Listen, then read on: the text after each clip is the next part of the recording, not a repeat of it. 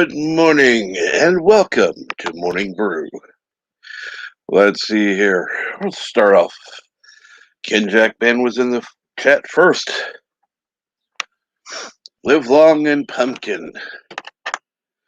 Yvette says, good afternoon, Captain Trek and everyone. 47 Yorktown's greeting from Eastern Canada. And Yvette says, hey, Ken.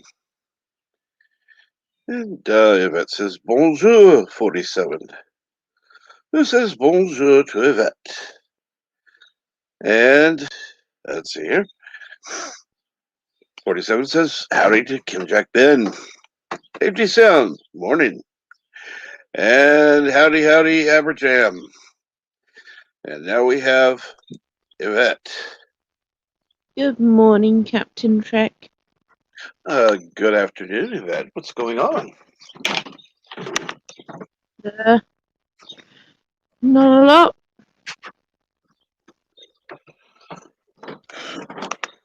You, just sent your little chipper self? No, I'm still a little cross from last night. I did go for a nice long walk this morning at 7. Grabbed some milk and bits. Something did cheer me up actually, but I know you know what it is, and I presume you're going to tell everyone anyway. Well, let's see here. Let me give the updated information because I wanted to. All right. As of now,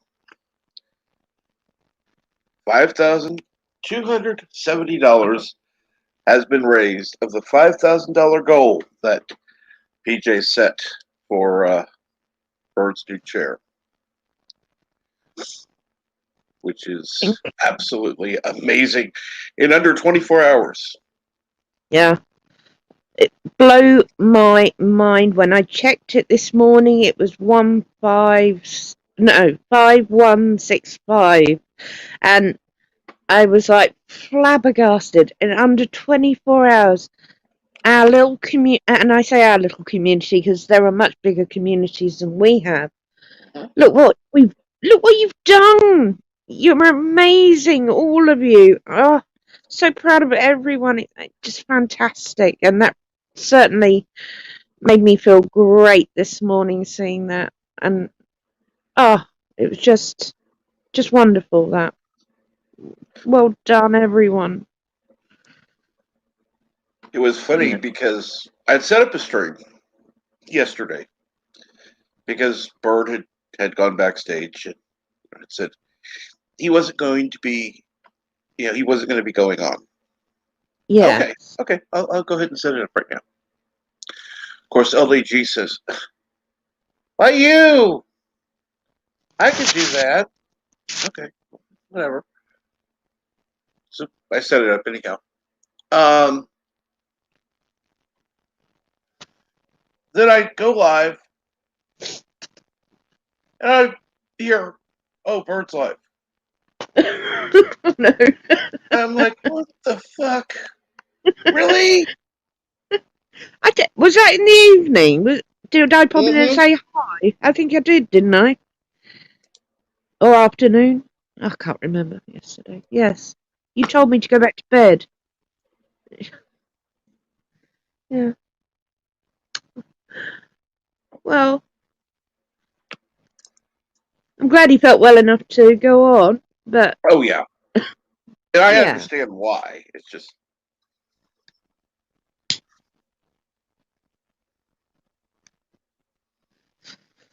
I do hope he pops on, because I can't imagine what's going to run through his head when he sees that in under 24 hours. It's mind-blowing to me. I think to everyone how amazing our little community is. Oh, yeah. It's just amazing. And let's see here. 47 Yorktown says, am I the only one who dances to the intro song? No, you're not. No, I do too. Yep. And good morning, Deej. Hey, Okay, Deej. you're keeping quiet. Okay. All right. And yes, Aberjam, I will send you the bloody link.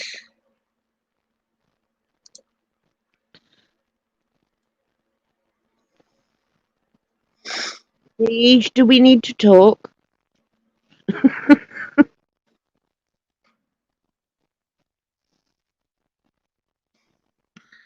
And then Deej says, "What? My TARDIS didn't cheer you up?" Oh yeah, yeah, of course it did, Deej. Yeah, it was something else.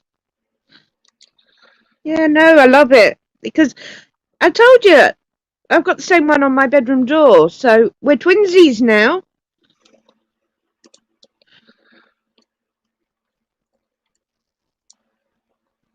Very cool.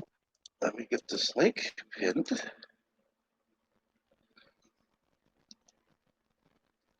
And good job, Frog G. Yes, we From did, G. Moxley fan. Woohoo! Let me go back.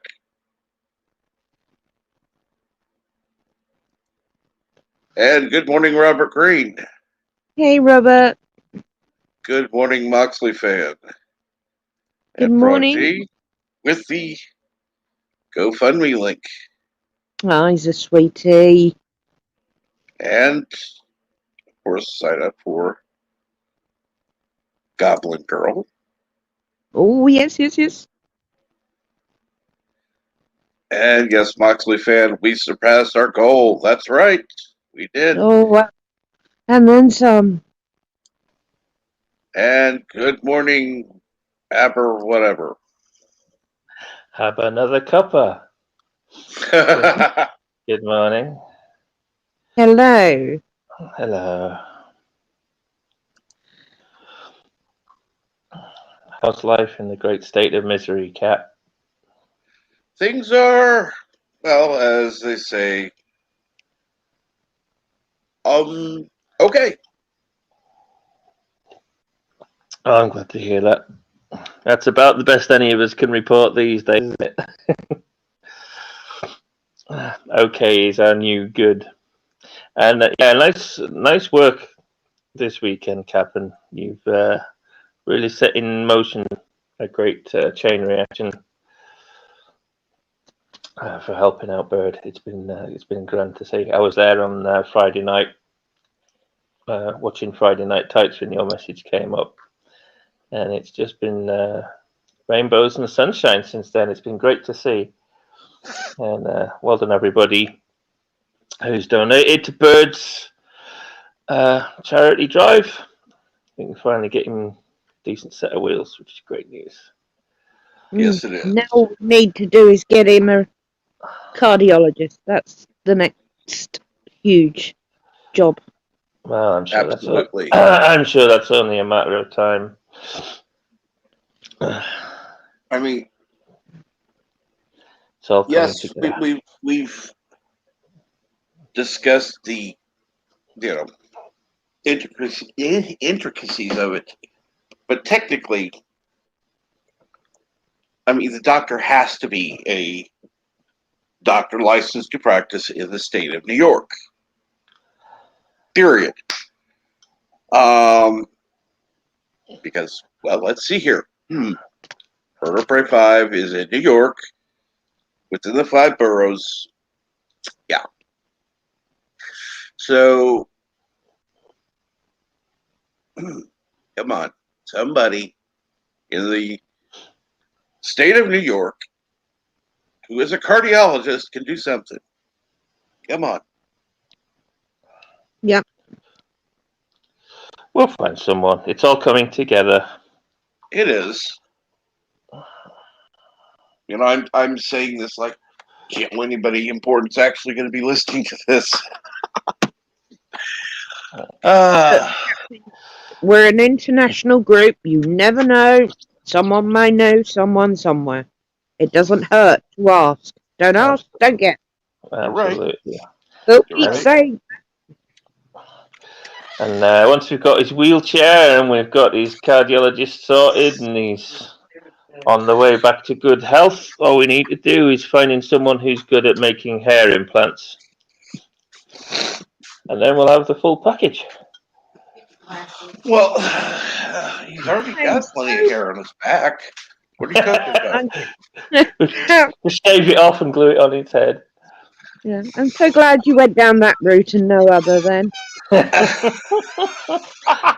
That's usually your job, Yvette. I give it about 20 minutes before you slip up this morning. Thanks. Teach Are says you do a comb. taking bets now, are we? It is the chat, It's 3 usually, minutes, 5 minutes. Who's going to win it's usually today? a day bet. DJ says just do a comb over from his back. Oh my god. Definitely. Nice one, Deej. That's something a lot of people don't know. Deej doesn't actually wear those furry onesies.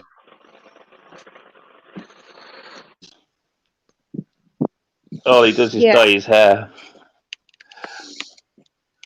I would agree with you, Abidjan, but however, I have seen Deej in numerous outfits and without outfits, so I can confirm You he seen puts naked? outfits on. You seen naked Deej? Oh my! Not naked, but enough to know he's not furry. Deej is a And fine figure of a man. okay, I could. I've never seen your back, so I can't speak for that. But chest hair, Very you're little. you're almost as smooth as Foley. Yeah. I was going to say, there's very, very, very little to her. I mean, you're not smooth as butter, but damn near. Yeah. TA says they made me put my shirt on JJ's stream. They said I was too white. Unfortunately, I missed that part. So did I. I was listening to that. I should say, fortunately, I didn't see it, but yeah, I didn't see it. Deej, you may be white, but I'm kind of pale blue because I'm British. It takes me a week of sunbathing just to get to white. And to be fair, Deej, you already know I'm virtually translucent. So, Yes. You're British. Good God. That's why, when you go anywhere that actually has sun, you have to use SPF, 1000? I generally buy baby stuff, which is like factor 100 above. And I still burn.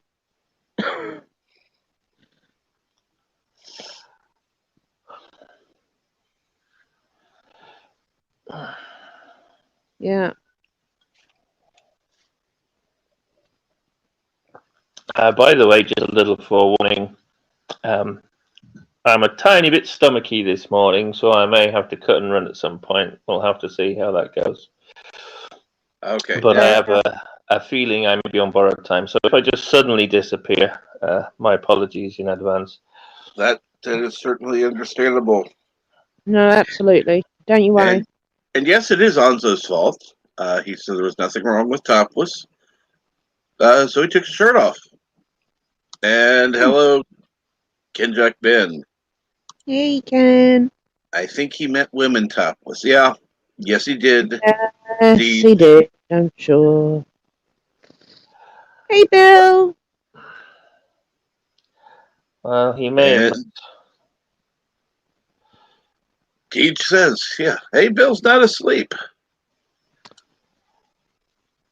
And yes, Abraham, go ahead. I was going to say, he may have meant topless women, but I think there are plenty of women, if you ask them, there's nothing wrong with a topless guy either. Ask the 500 million billion women that went to see Aquaman. I don't think they were complaining about a topless guy.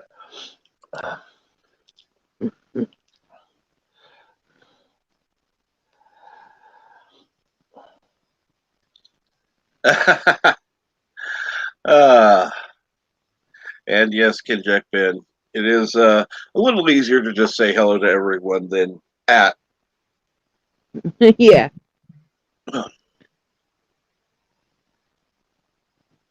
And good morning, Bone.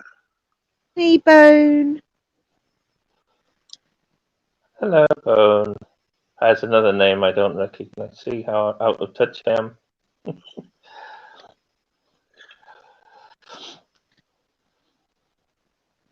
Know that no, Jedi Bill's not asleep. No, you did the soup this morning. I bobbed on for 20 minutes as I had a bit of time.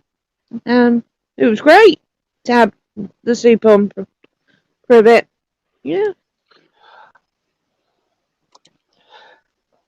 Are you taking a break from your induction video for becoming Kurogan royalty?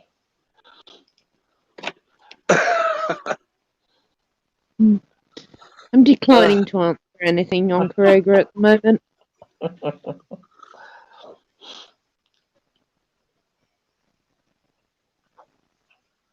Kuroga is its own unique. I don't know what it is.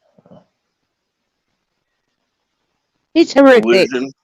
Entity. It's an entity. I think that's the best description we can come up with. Horrific idea of orphans in mines.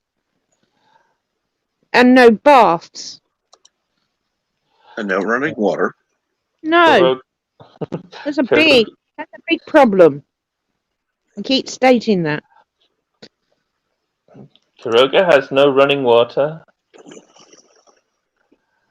Well, they claim they have running water, in the street, and I'm like, well, you expect me to just take a bath in running water in the street, in the middle of the street? It's not happening. So what they mean is they live on a hill and sometimes they get rain. Is that basically what they're saying? I don't know. I don't know. It wouldn't surprise me at all to find out that Kuroga was some kind of medieval village. They probably tap out the upstairs window as well. Well, I don't know about medieval, but evil, yes. Yes, Kuroga is as much an evil ideology as it is an independent country.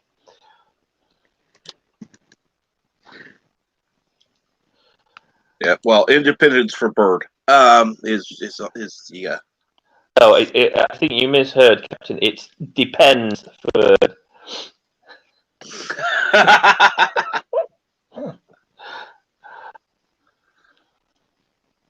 I just don't like the rules being put down on me. That's all. Well, you're not going to escape that if you're going to be cavorting with Kurogans, I'm afraid. It's just part of the course. No.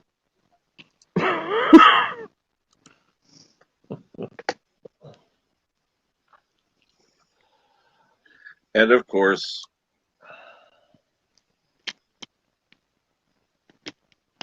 he says, hashtag Bird is lurking. Well, duh. Mm-hmm. Bird is always lurking.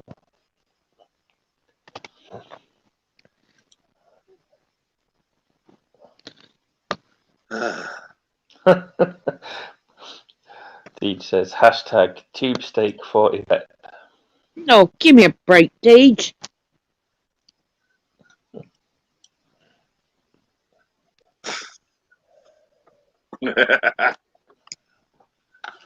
Now remember, that's LDG who's proclaiming to want tube steak, not Yvette. Yeah.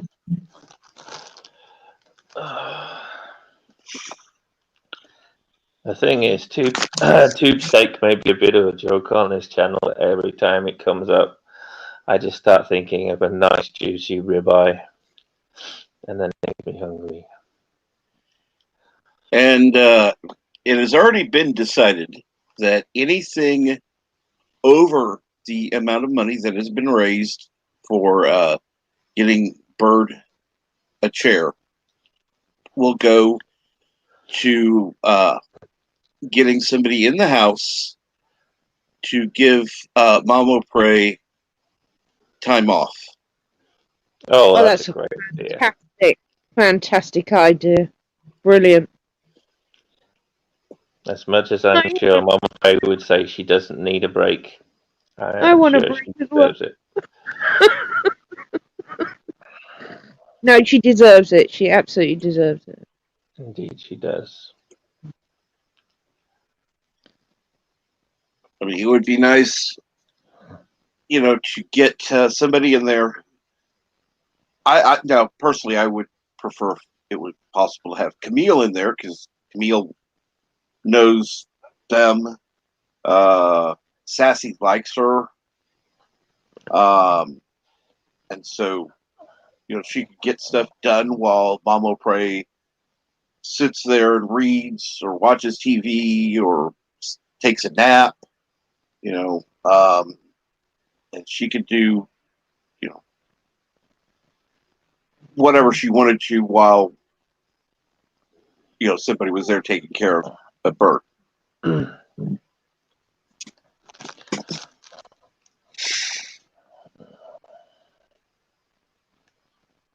I think Bird would be happy with any beautiful woman coming in to look after him. Or he'd probably prefer a she-mare, to be honest. And you are correct, Deej. That subject is a sore one this morning. Somebody said they were leaving backstage because they had to reboot their computer and showed up on another live stream. But we're not naming names now, are we? No comment.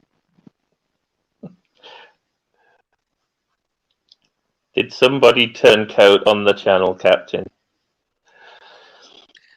Well, let's see here. Somebody operates a backstage, and somebody decided to leave said backstage for the purposes of rebooting their computer. This same somebody did not return. Well, that's just not cricket. So let's see here.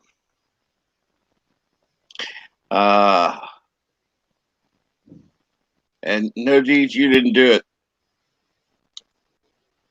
And what's going on, Robert Green? Of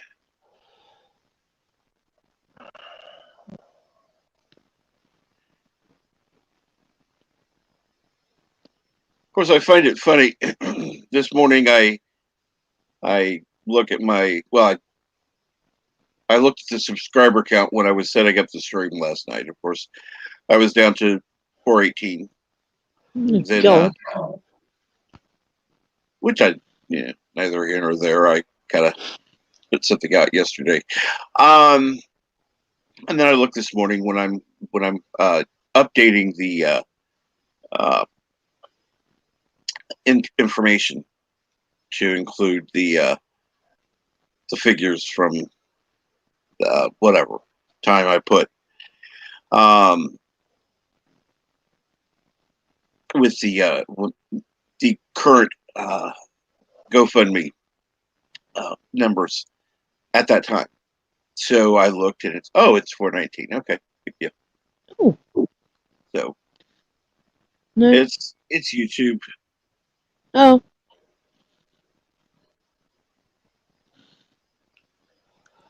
It's YouTube. They have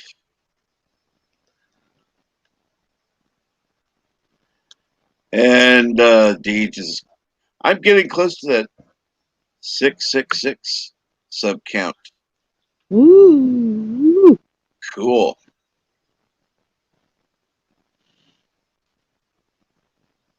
I really want to get the captain up to 500. We're going to start working on that, peeps.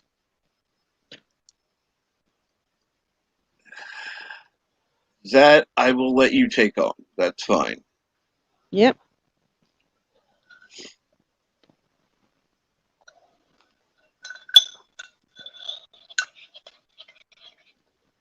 Good morning, And- Poe. Good morning, Poe. Hey, Poe. Where are your friends Fi and Tilly? That's what I'd like to know. Mm-hmm.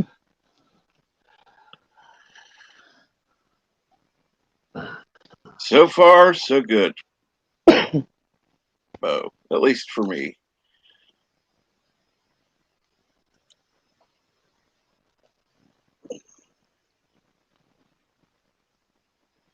Hopefully, and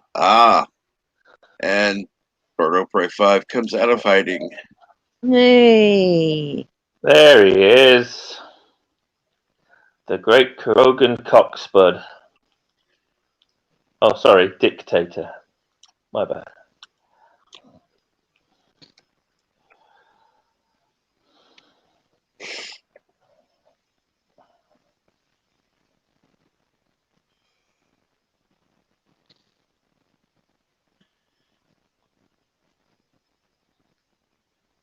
And of course, Deed says, and there's Bird. And, like you who? Wow. You're up He's early. still up. He was up. He was on Insomniac Soup. He hasn't been to bed, I don't think. Someone's pulling an all-nighter. Yeah. Oh, excuse me, I fell asleep on the couch last night. That's always fun.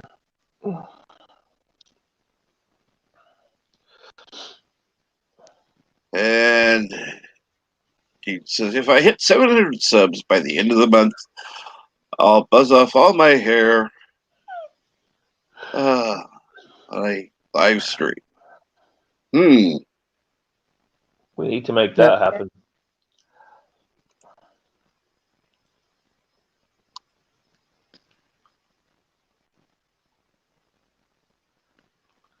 Oh, you have slept? Not long, though. I don't know. I suppose so. It's 12:30 here now. Yeah. Restless night, Elijah. Was it too hot? It's usually one of the main complaints this time of year. Too hot to sleep.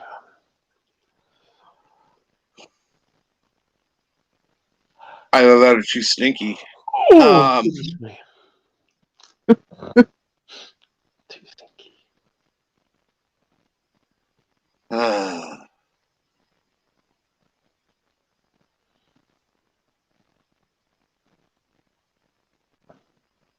And JP. yes, JP says, good chair though. Yeah. Yes. You got to make it clear, Deej. You know what he's like. Yes, I'm not- you do. I'm not sure, Deej, if you meant which hair geographically or if you just meant which of the two hairs that you currently have.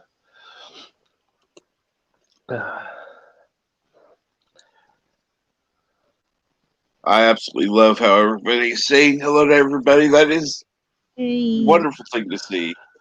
It is. I have to say, I've never shaved my head, but I did tell my missus, because my dad, when he got older, he had the old monk's ring, bald on the top, and then the ring going around the side of the head. And I said to my missus, if ever I lose my hair with a monk's ring, I'm just going to go full on Jean-Luc Picard. Because I ain't having no monk's ring. Mm-hmm.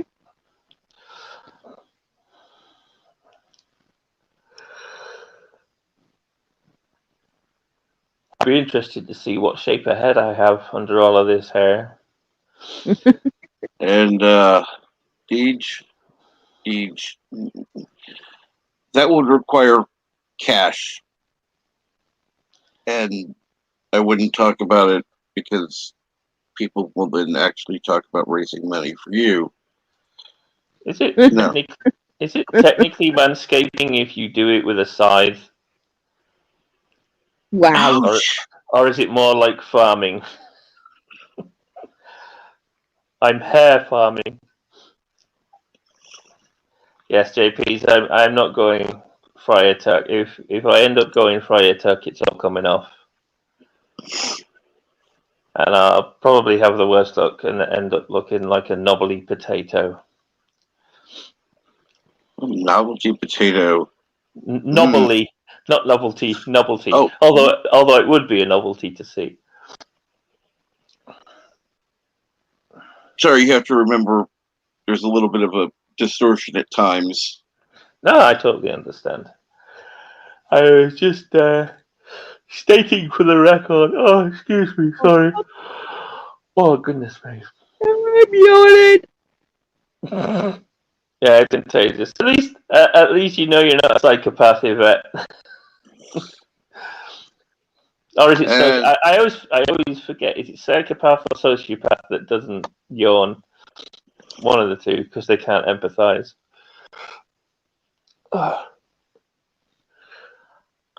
Yeah.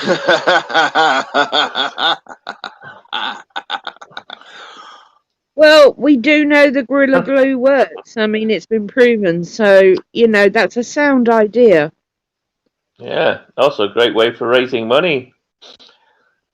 We could get Bert a turbo chair with lots of luxury fittings, like a cup holder and dangly chain. We could bling it all up.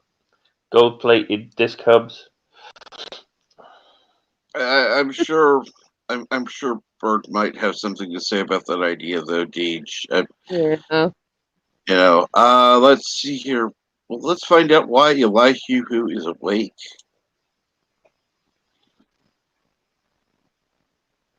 This is how you shave a head. A miniature fork. Yeah, that's how you shave a head. Microhawk. That would be a microhawk, yes. Green. I could just forget that, so I'll just keep this one out.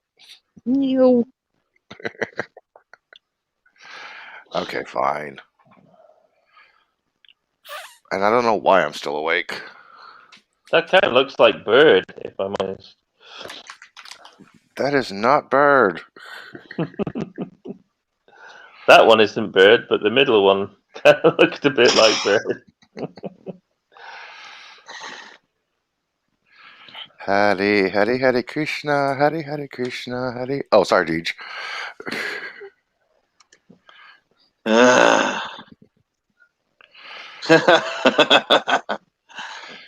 And yes, that would be correct with that.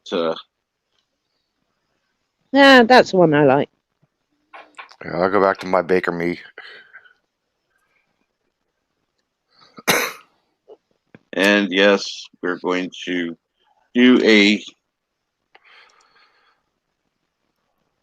update. Fortunately, let's see here. It's easy to update.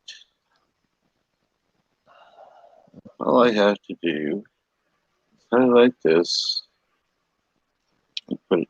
Oh, come on, damn you. Really? Other times it doesn't want to work right. What can I say? It is online. It's YouTube. Well, this time it wasn't YouTube. Oh. It was a web browser. So that everyone knows, $5,270 of the $5,000 goal was raised. Whoop. And yes, as PJ said last night, money over that which is required for the chair will go toward giving Mama Prey a day off. Woohoo! Fantastic. Absolutely fantastic, all of it. In under 24 hours, it's absolutely mind-blowing. Yeah, the $500 tip, $100 here, $100 there. Oh, yeah. Just absolutely amazing what a community can do. So proud of everyone. DJ says another $730 we could get Bird one of those track chairs, then he'd have a tank to run Kuroga in. That would be a sight to behold. If Bird is driving one of those things, remind me to stay off the sidewalk. He crashes a plane, he'll crash that. What? Why am I starting to get visions of Davros from Doctor Who? Good question. Actually, he probably looked good in the Davros contraption. Yeah. Yeah, better He'd than be armed. better He'd than be Christopher armed. Pike. You know, he'd love that. Yeah, he would pull a better Davros than Pike. Actually, that would probably cost less unless it were quote unquote medical grade. That's when it costs even more. That would actually, Elihu, that would be a great episode of Robot Wars. Pike versus Davros. Just two guys in wheelchairs bashing each other. That would be funny. That's right, Dee. Bird doesn't know who Davros is because he's an uncultured Philistine. He doesn't watch Doctor Who. Oh, that's I'm sad, sorry. Bird. No, I'm sorry. Everyone knows who Davros is, who the Daleks are, and who the TARDIS is, regardless of if they watch Doctor Who or not. I can't believe that Bird has the gall to call himself a nerd and he doesn't like Doctor Who. It's a requirement. You can't be a nerd and not know Doctor Who. It's the granddaddy of sci-fi. Even if you don't know which doctor has which color TARDIS, at least you know what a doctor and a TARDIS is. Correct.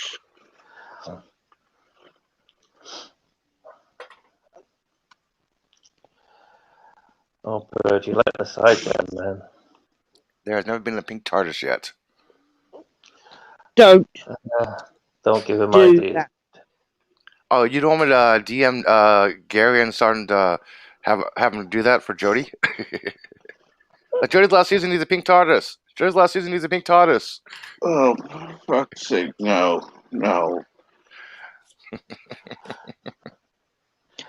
You know, I wouldn't put it past him. I really wouldn't put it past him anyway. He's already making fun of the Stephen Colbert little Vax song that he aired last night.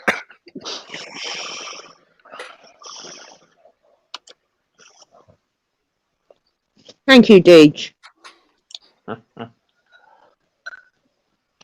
Yep. Oh, he's just jealous because I kick his ass every time in Jep Nerdy. No, it's because you suggested the pink TARDIS. That's why he wants you kicked off. You don't want to have it all pink and doily?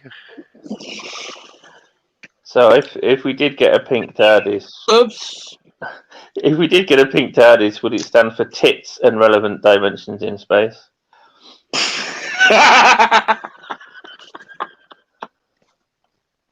Why not?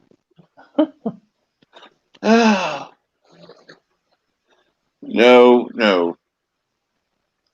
If we're gonna talk about a pink TARDIS, let's make sure it's a I don't know, a manly man who has a pink TARDIS. I don't know. I think JP has the right idea. A rainbow TARDIS powered by unicorn farts. That sounds like fun. Yeah, don't give him ideas. The BBC would love that.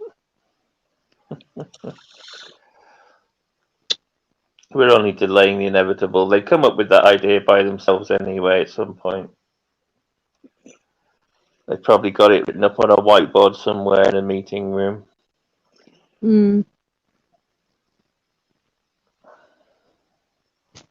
Yes, but at least I'll put it this way: that they're listening to the crap that some of the bigger channels are saying. They'll pull some of their smart-ass suggestions and actually do it. No. When I look at all these movie and TV franchises, and I see the stuff they're doing to pander to all of these whiners on Twitter. And it's quite evident over the last 4 or 5 years that it just loses the money. At this point, I can't give them any credit at all. That at this point, I can't believe that they're just ignorant to the fact that going woke loses money. They've got to be doing it despite themselves, and just say, "Well, yeah, we know it loses us money, but we're going to just do it anyway to look woke." To prove a point. And hello, Xavius. Hello, Zaxius. Zaxius, sorry. Is it Zaxius or Zazius? Zaxius. Zaxius. Zaxius. And let's see here. JP says, so Daniel Craig will be the next Doctor Who with that TARDIS. No thanks. I'll pass. I have nothing against Daniel Craig, but I think he has a fairly limited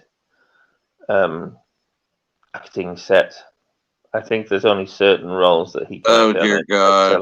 Oh, dear God. Really, Ken Jackman? Really? Lavender.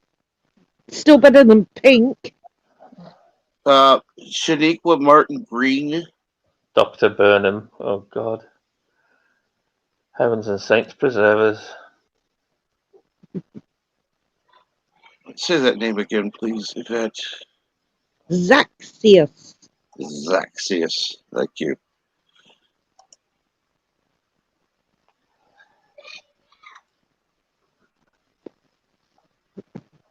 And no, JP's not funny. No, bad. Bad. I don't even know what that word means. Shaniqua? Shaniqua Martin Green is the actress who plays Michael Burnham. Yes. That's why I don't know. Okay. Savior of the universe, Michael Burnham. Yeah. Right. Good grief. Sorry. I gave Discovery the best shot that I could. I watched all of season 1, about 3 or 4 episodes of season 2, and that was all that I could muster. I tried. I really tried, but it just wasn't happening. Jason Isaacs was the only thing that made that show worth watching.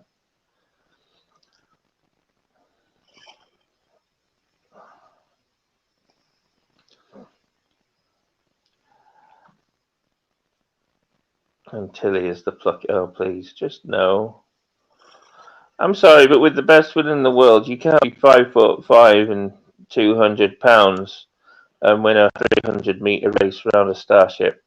It's not going to happen. I love the word plucky companion. I love that word, plucky. Plucky tells you everything you need to know about a person. All right. Oh, you're welcome, Zaxius. And be careful of it. It sounds like Zaxius might have a little bit of a kink going on there. Zaxius. Not everyone has a crush on a vet. No. Yeah. I don't know anyone that doesn't.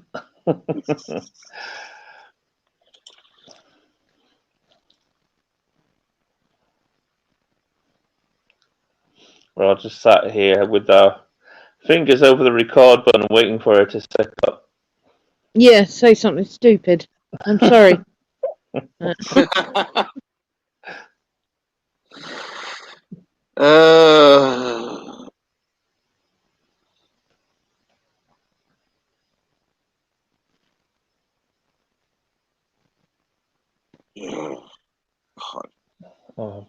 Yeah, let's. Yeah. Can we please not pursue that thought? It's making me depressed. Yeah, it's not improving my mood talking about Doctor Who. The woman doctor we got is bad enough. More than bad enough. I don't know why people say that Whittaker can act. I really don't. I've seen her in numerous things, and she's just like, at best, she's average. I mean, she was okay in Attack the Block, but that's because she was not really playing a particularly complex character. She was just a clueless woman from the flat upstairs.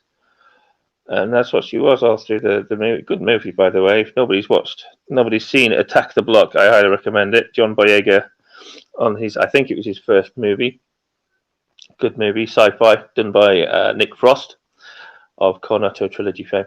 But yeah, Whittaker can't act really, in my opinion, and she plays Doctor Who like it's a kid's pantomime, and she just doesn't understand the nuance of it. Doctor Who has always been a tiny bit kind of campy, but it's not pantomime campy. No.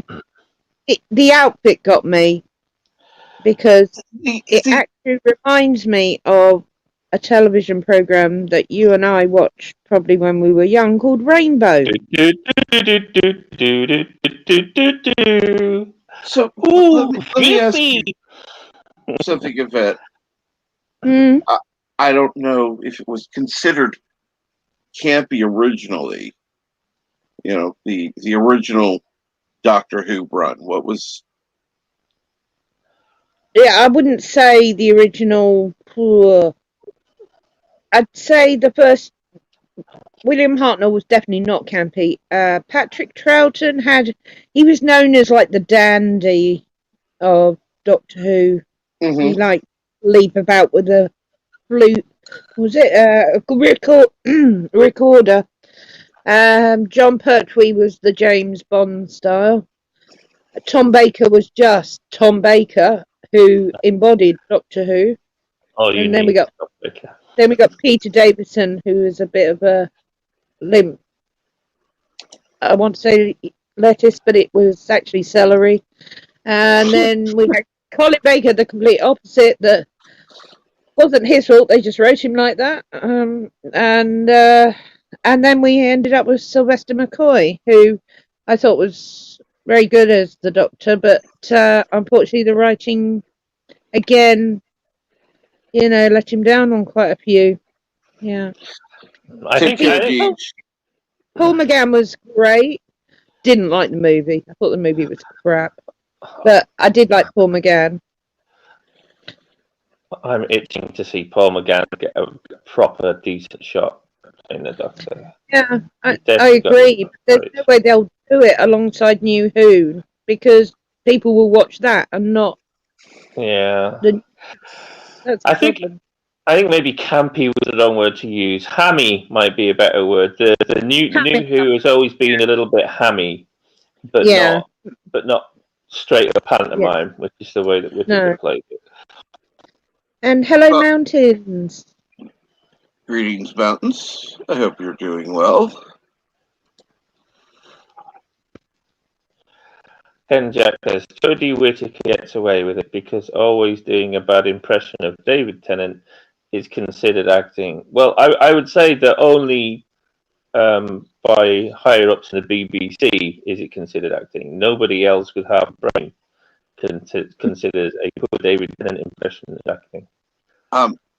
Having half a brain is not required to be the BBC.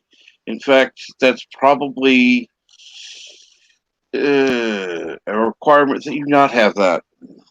They have they have electronic lobotomizers on the front doors of the BBC. As soon as you walk in the front door, your brain is removed.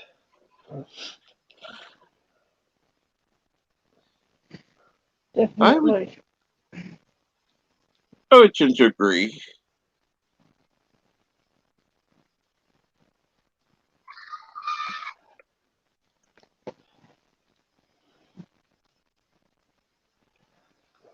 Who's that? Sorry. Oh, you go with it. You're all right. I was just saying, it's Wednesday tomorrow, isn't it? Already? Correct. Hump day. It's on its way.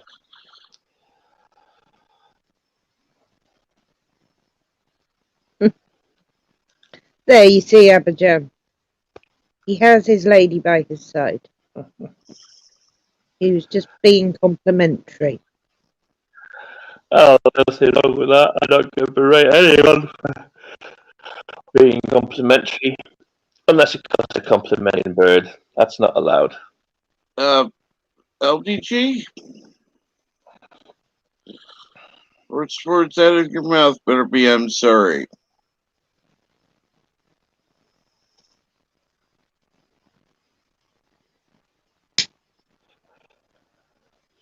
Kendrick says David Tennant is the only Doctor who I ever actually liked, and then bow tie actor. He was kind of cool. That would be Matt Smith. Yeah.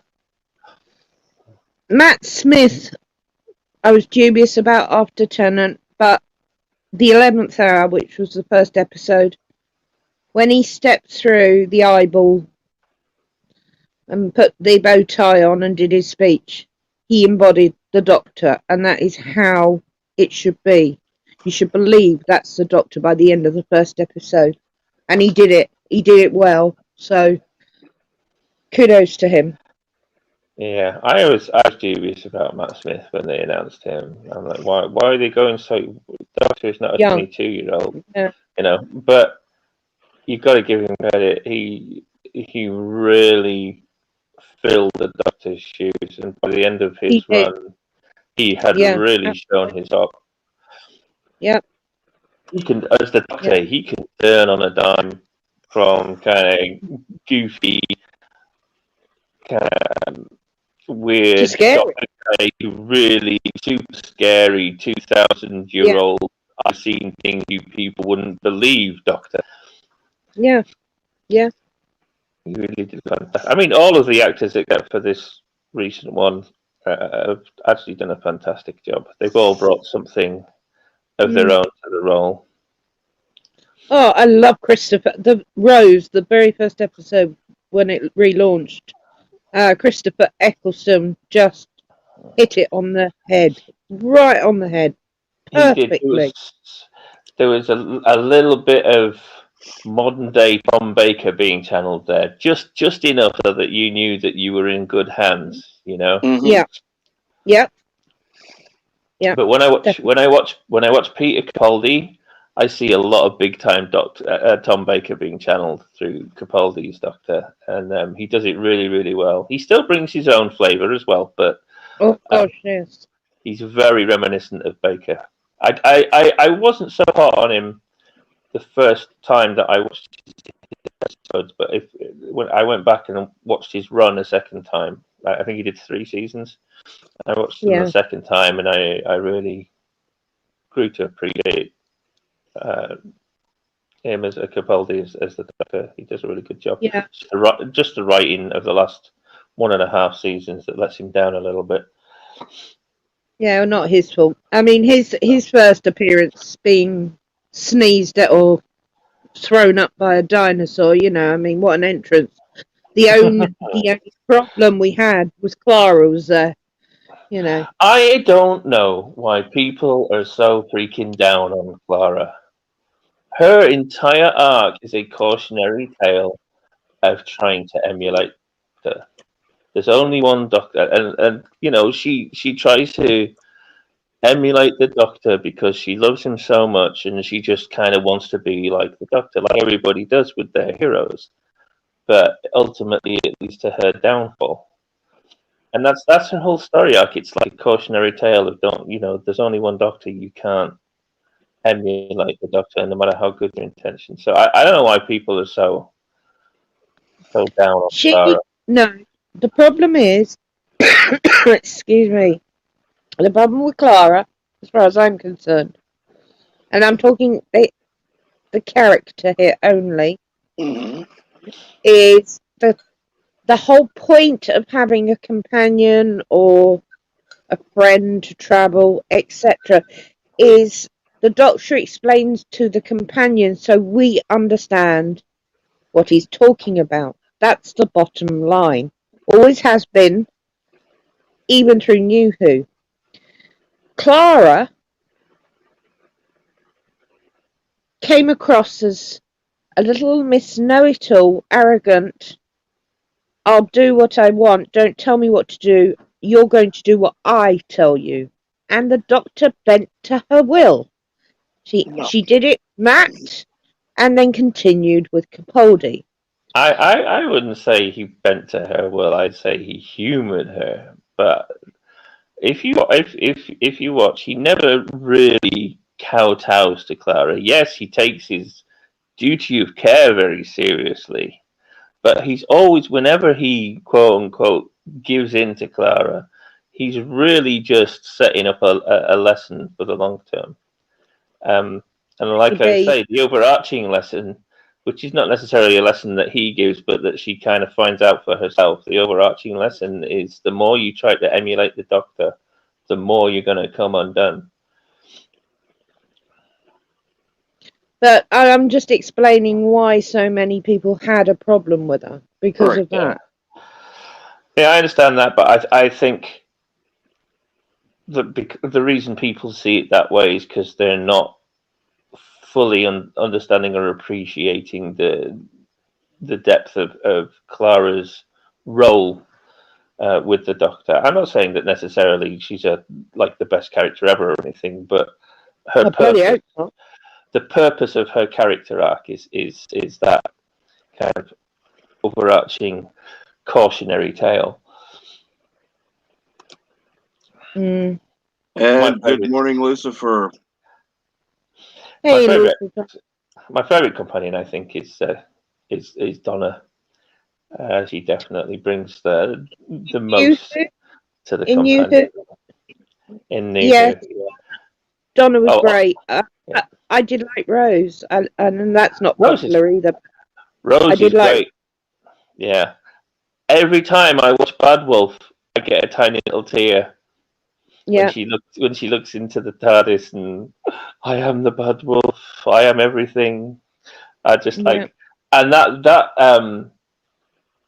what's it called? A Doomsday, I think, is the name of the track. That track that's always subtly hinted at throughout that season, and then in the episode, Bad Wolf just comes fully into fruition. It's a very emotionally driving track, and it fits very well into that scene. And you literally had to go back and watch them all because there were so many Easter eggs we missed. We hadn't picked up on any of it. All the little and in David Tennant's as well. There were Easter eggs. You know, when you went back and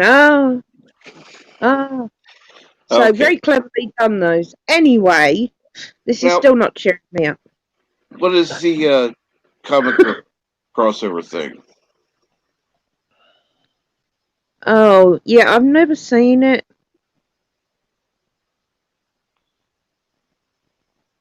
And let's see here. This says hello panel in chat. And Grandpa's about. Yep. And then, of course, we have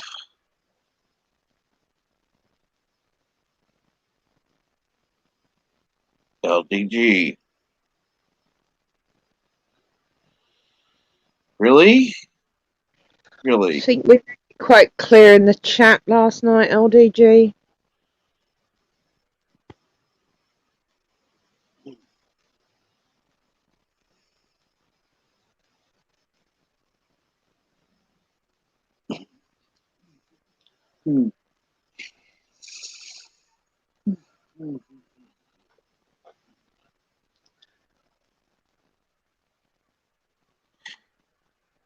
And so let's see here, Yvette. Let's focus on something more fun. And good morning, Dee Dee Myers. Who says Hey, good afternoon to Yvette.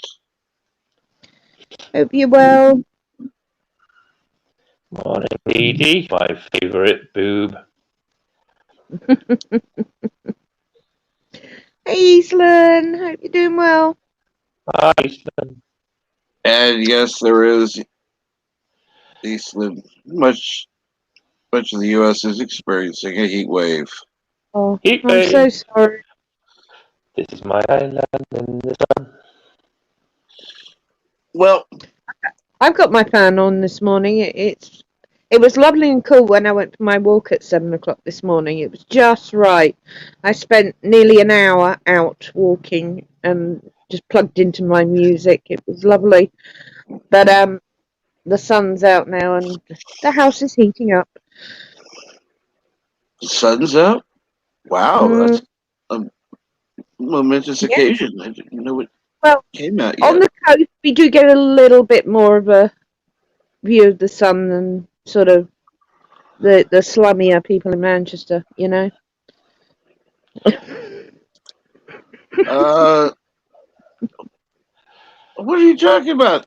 Elihu, I was about ready to add you back in, and you were gone all of a sudden. I figured your internet went.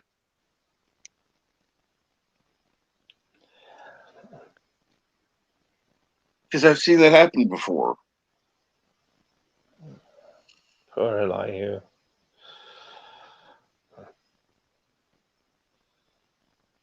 Because I had the mouse literally hovering over add back to stream and gone.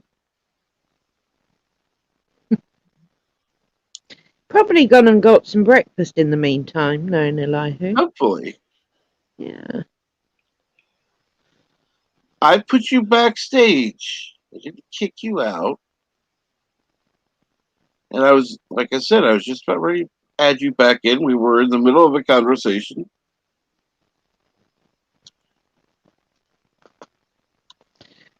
Deej was upset with you calling making the TARDIS pink. I mean, it's only fair.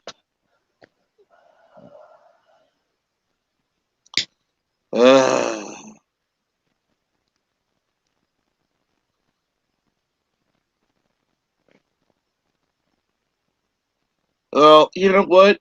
With the new best Doctor Who, it probably would be better assimilated.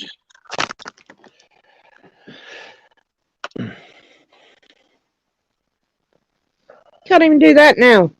They're cyber lords. Shut up, Yvette, please.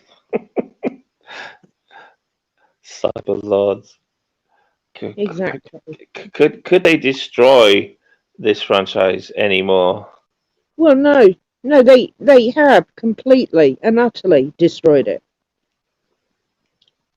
Yeah, my headcanon stops at Capaldi lying on the floor, getting ready to transform. That's where Doctor Who is still is in my mind. Still waiting for the next generation, next regeneration. All this Study Whittaker stuff is just a bad dream. I actually sent Doomcock an email with a little sort of mini script of how you could completely negate the entire Jodie Whittaker run, and basically all it is I don't know if you remember, but the last Capaldi episode, the Doctor's been shot. He's lying on the floor of the TARDIS dying, and Missy gets shot by her. I don't know if it's her future or past self, but it's the Master, John Sim. So the last we see her is shot and potentially dying. So in my little synopsis, oh, that's right, it's her past self. John Sim is her past self. So in my little synopsis, although we're led to believe that Missy is dying, with John Sim being her past self, she knows already what John Sim's going to do, so she's prepared for it. So she's just play acting that she's dying when in fact she's got some kind of shielding on or something to protect her from John Sim. I think he shot her in the back. So she's just hamming it up until he disappears. And she goes back to the TARDIS, and in order to save the Doctor's life, because we know she's got more sympathy for him now, in order to save his life, she plugs him into the heart of the TARDIS to stop him from dying and regenerating. And plugging him into the TARDIS actually sets him off on this alternate dimension dream where he's kind of basically dreaming what his next regeneration might be, and that regeneration is the Doctor. And that's what we're seeing. He's kind of a delusion of the Doctor while he's actually being regenerated by the heart of the TARDIS. So on the next regeneration, when Jodie dies, and starts regenerating, what we actually see is Capaldi waking up and Missy explaining to him, actually, no, that was just all a big delusion. I saved you by plugging you into the TARDIS. One of many excellent ideas. The alternate reality was a great one. But Chinballs went on record to say there was no alternate reality, there was no dreams, there was no nothing. He actually went on record to say that to piss us all over. That doesn't. To try That really. to work out how it wasn't going to be that way. So yeah, it's irrelevant though, because he's also a record of saying there's no such thing as canon in Doctor Who. So the next guy, so the next guy could come along and do exactly the kind of thing that I just described, and he could say, well, yeah, whatever Chimbal says, it don't matter because he said that there's no canon anyway, so I can undo everything he did, and he's got no room for complaint. Just yeah.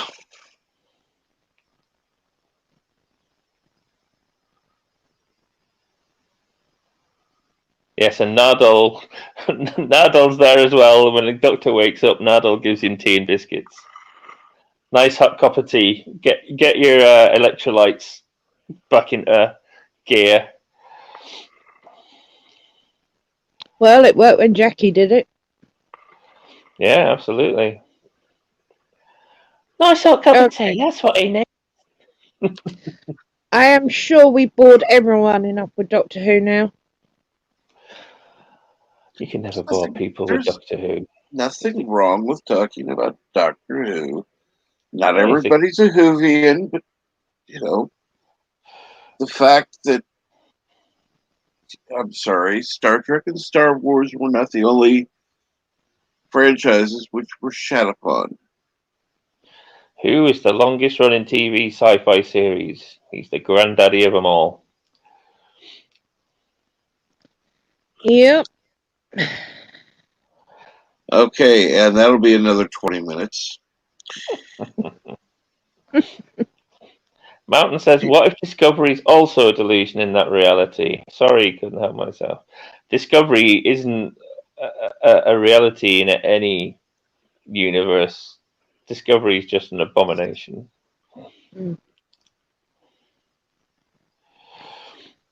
Yeah, I feel for every franchise across all our beloved shows. And I did announce actually on the Insomniac Soup. I broke some bad news this morning. I think did I break it yesterday on here, Captain Trek? About the reboot. Oh yes. Of the beloved Hitchhiker's Guide to the Galaxy. Why? In any other decade, I'd have been overjoyed at that news.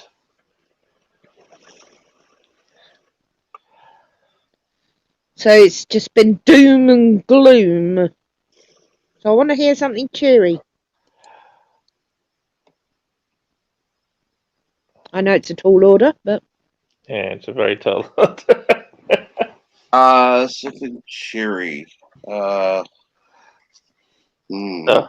Is Ford Prefect going to be Fran Prefect? Oh, yeah, we've already gone there and done all that, thank you.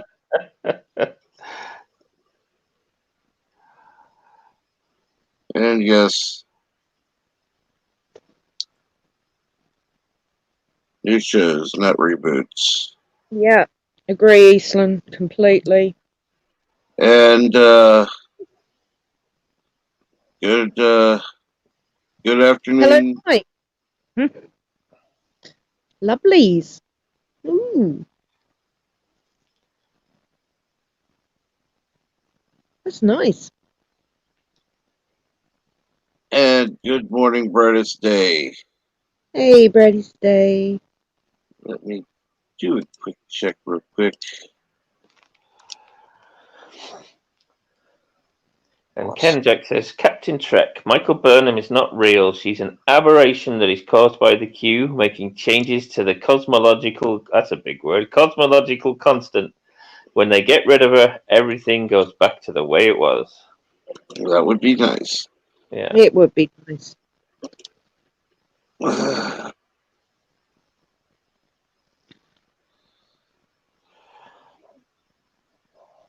Lightning bolts. Lightning bolts.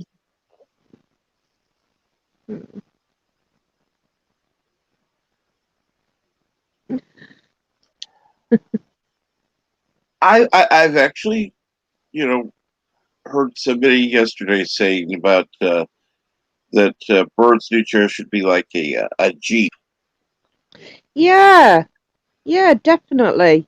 Yeah, that would be cool. Give it some That would- knobbly tires for off-roading. Mm. Actually, I have a question for Bird. If you're still there listening, Bird. He is. On your new set of wheels, if you could have one like luxury attachment, one kind of piece of decadence or eccentricity, what would you have? Like, would you have gold rims or fluffy dice cup holders, novelty horn that plays the Star Trek theme? What luxury item? What one luxury item would you have on your new set of wheels? A flashlight. That's the. Let's just say that lights come as standard, all right? Unless you misspelled flashlight, which really we don't want to know about. But Yeah. Floodlights, maybe. Floodlights on a Jeep, maybe. Yeah. That'd be good. nighttime driving, floodlights, Yeah. high beams. No. Proper Nighttime floodlights driving. on a Jeep. Floodlights, nighttime yes. driving. Yeah. Well, if we gave it floodlights, they would have to be on a high pole, which would alter its center of gravity, and he'd just fall backwards. Yeah, they'd be above. Both Bird and I both agree. He So, says, flashlight is good too. All right, what did I do? Good morning. Morning. What happened? Really? What do I have to apologize for? You don't have to apologize for anything. What should I have to apologize for?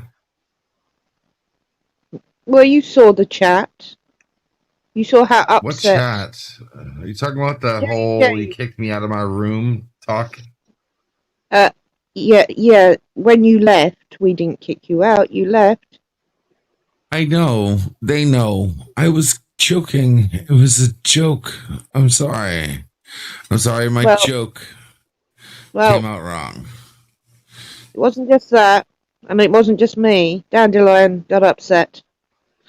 Oh, God, sorry. I didn't mean anything. Come on. I mean, everybody knows you can't kick the host out. I mean, that's like, oh. No, you said you were rebooting your computer and you'd be back. And then we found you on JJ's. Chris was talking shit. I'm sorry. I should have came in and told you, but Chris got me all boiled. I had to go over there. He was talking shit about my computer. I had to go set him straight. And then it just, by the time you guys found out I was there, then I was like, well, okay, well, they know I'm here. So, I'm just going to stay here and help out JJ. I'm sorry. I'm really sorry. Didn't mean to let you down. I was coming back. It's not like I left. It's just...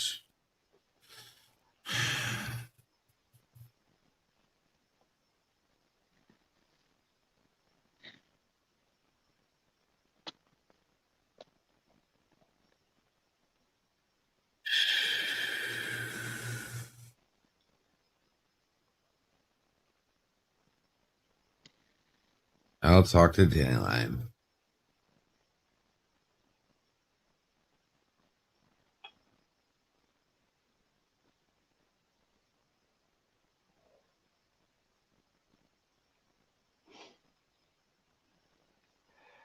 And good morning, Darius O'Prey. Hey, Darren. I'm pretty sure I saw someone in the chat say that they had nipples on their wheelchair. That's not a bad idea for you, Bird.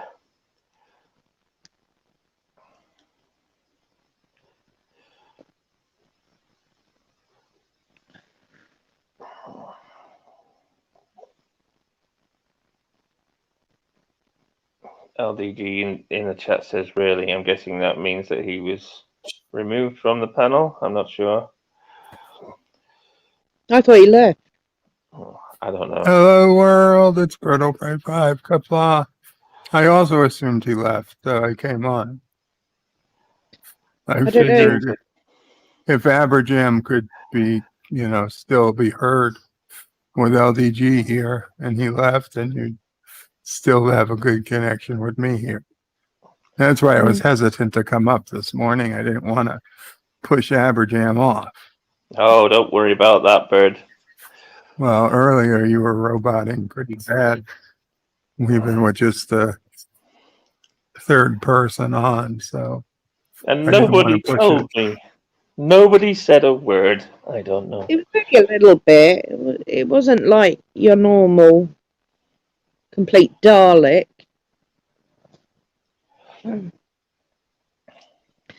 Captain, are you about?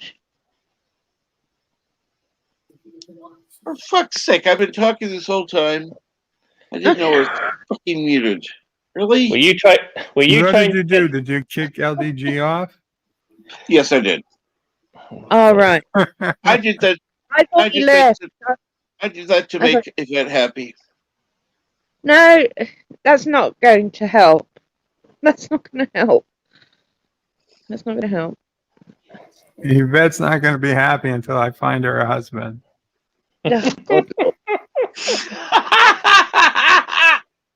Quick trip down the mine should solve that problem, Bird.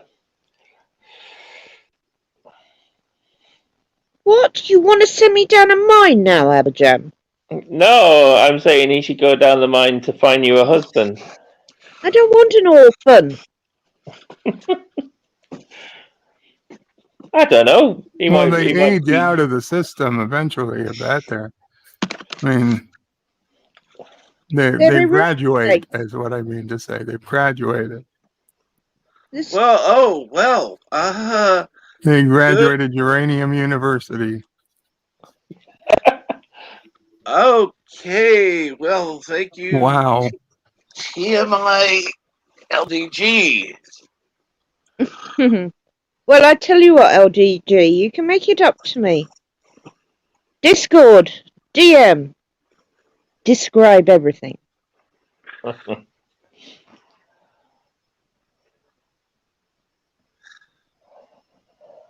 And good morning, Michael T.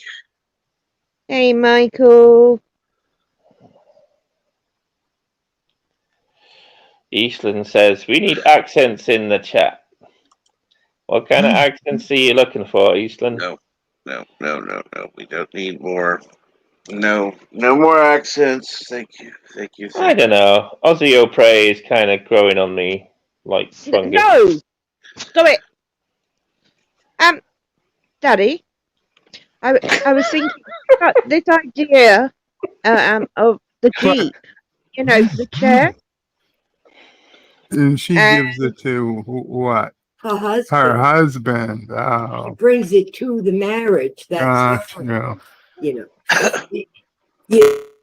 Mama Pray was explaining I had the dowry backwards. So yeah, there's no dowry.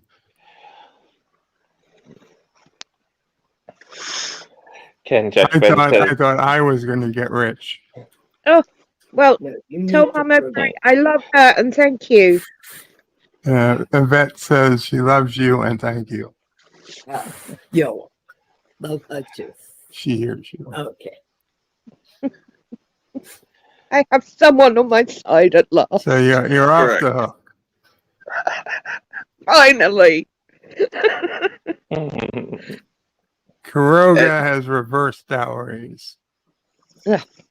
Oh, Ainsland says, how's Mama Pray? Well, she's got her sense of humor back this morning.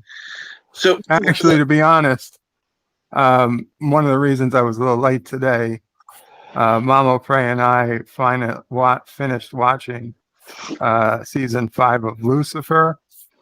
Oh, great. And it was a really, really exciting finale. I know. Oh, It Yvette went likes very Lucifer dark. too. It I was very see. I dark. already put a wasn't it? family. Watch season 5. You watched it already? Oh, I saw it. It was launched here. I saw Oh, it she started a little launched while here. ago.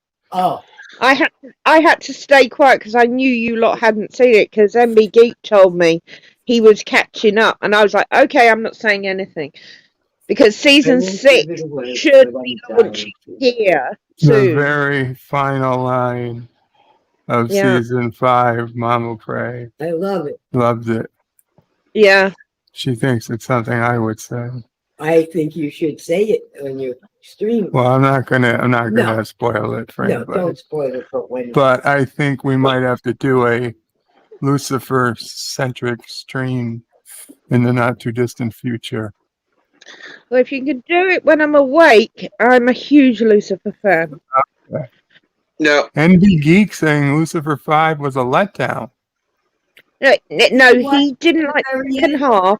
It was dark, a bit too It dark. did get a bit dark, and I know there are people who are sad about a main character dying. I won't go into Yeah. detail, No, but no. I'll tell you, Mama Prey was not so happy with the first half of the season. Oh, yeah. She didn't get the whole musical episodes and whatnot, but she stuck with it, and really, me too. I enjoyed the second half a lot better than the first half. Yeah, I like the darker side. I like the humorous side. I mean, season 1 to 4 was just full of absolute outrageousness. But to see a little bit darker was a great twist in 5. And the ending was epic. Absolutely epic. I was seriously worried they were going to bring, because it is a DC universe. They're part of the DC universe. Lucifer apparently appeared in whatever big crossover thing the CW DC TV shows did last year. He made like a cameo appearance. Like, I was afraid they were going to bring the Flash in or something. Oh God! But they didn't. No. But technically, Lucifer's universe would have Flash and Supergirl, and I suppose Superman and all that stuff in it.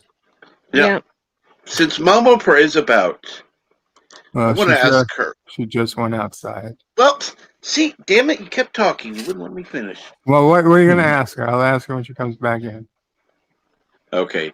How does she feel about there being $5,270 raised for? Oh, she was speechless.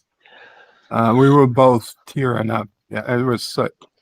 We had a foggy, bad day of soot in Karoga yesterday, so we were kind of tearing up a bit. Incredible. And absolutely amazing in under 24 hours. I would never have expected or believed it. Yeah. And while I know Nerdrotic and Doomcock, they tweeted it out. Captain Trek, Warville Nation, and so many other smaller channels with a real push behind it all. In the 24 hours, it was incredible. Yeah, absolutely. Trust me, getting it out to the big channels, their stuff is tweeted out to more people. So it definitely helped. Don't get me wrong. It definitely helped. But I mean, it's not like they did a stream in its 24 hours. You guys did that without them doing a stream. Mm-hmm. It wasn't that it was a stream with 5,000 people watching. Right. This was collected from streams of 20, 30 people throughout the day, and lots of people on Twitter and other social media sharing it to their friends and to yes, there were a few people who gave large amounts, and we thank them. But even without those handful, it was still an incredible amount raised Oh yeah. in a Yeah. short time. Incredible. Yeah, I kicked it off on Michael T's stream at midnight his time because I was up and I got Frog G involved and he hasn't stopped since. He's been on every stream we've been on. And he's literally, every time he'd seen a stream go live, he jumps on it and posted it. It was great. Our That's little Frog skill. for you.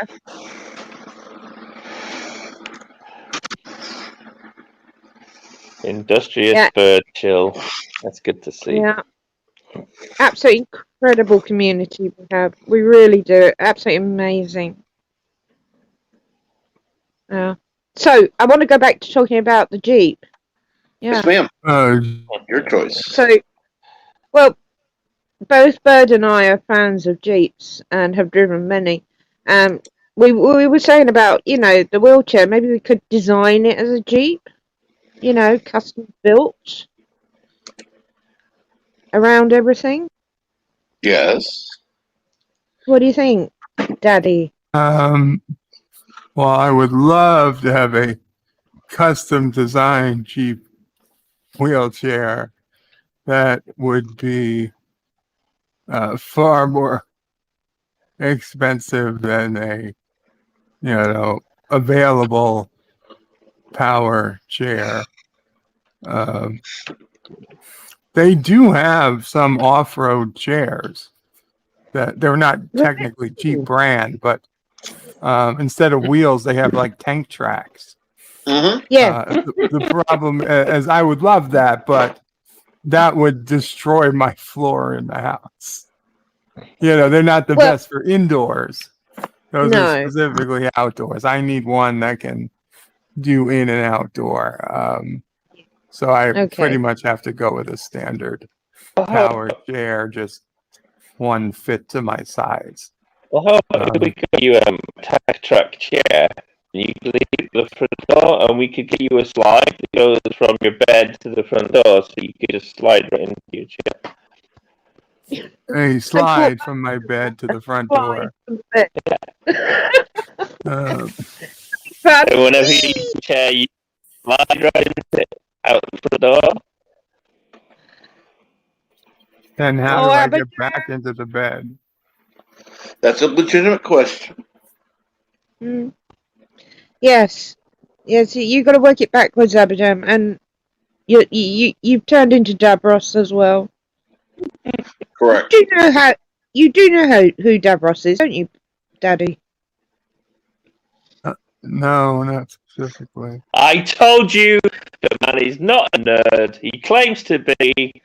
I don't need to know Doctor Who to be a nerd. Oh, yes, you do. It's required reading, Bird, and you need to get on that before you get your nerd certificate from the Nerd Council. Well, no, okay. All right. Maybe not Davros. You know what the TARDIS is, don't you, Bird? Yeah, I do. It's that big blue thing. There you go. The TARDIS is the embodiment of Doctor Who, and even if you've never seen Doctor Who, everyone knows what the TARDIS is. All right. Bird, do you know what the word TARDIS stands for? TARDIS, what it stands for? Yeah, what does TARDIS stand for? Turdistani, anthropomorphic, Rochester, dinosaur, improvised stalemate. Abidam, if you're going to do this, get it right the first time, or I will correct you. All right. Get it right.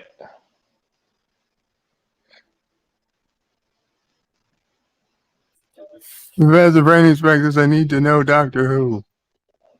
Yeah, I need to get it right. Oh, we lost her? You going to do it? Do you want me to do it? I don't know what you're me to do. You're breaking up anyway. It stands for time and relative dimension in space. No S for dimensions. People get that wrong. Time and relative dimension in space. Oh, that's a bit of a letdown. I'm sorry. It's what it does. Yes. There's Kinda no like- dinosaurs. Unfortunately, Aberjam, we are definitely having issues with your. Yeah. Sorry, hon. Well, I will say farewell then. Adieu. Bye. Have a great dream. Kapla Aberjam. Take care. Kapla! You know what Kapla is, right, Aberjam? Yeah, Turdistani greeting. No! God damn it.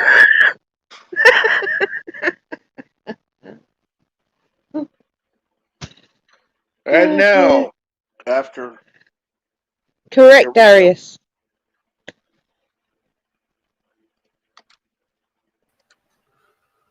Ooh. What's up, guys? Girls. Girls Hello. and guys. Kapla and B and Hey. Elihu. By the way, I'm actually back. Wow. Yes, sir.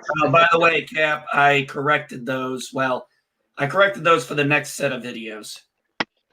Thank you. Thank you for pointing it out. I missed that. For some reason, I sometimes do the double L instead of the double E. But it was an easy fix. The nice thing is I kept all the templates, so I can just easily go in, change something, and then just recopy it as a video. All the timing and narration, everything's already in there. So I don't have to make any massive changes to it, which is nice. That is a good lesson to learn early because in many of my early work, I saved everything down as just JPEGs. And I was effed when I had to go back and make a small change. It took a while to really save everything as a layered file. So if I have to go back and make a small change, it only takes a minute and not an hour. Remember, cut once, measure twice.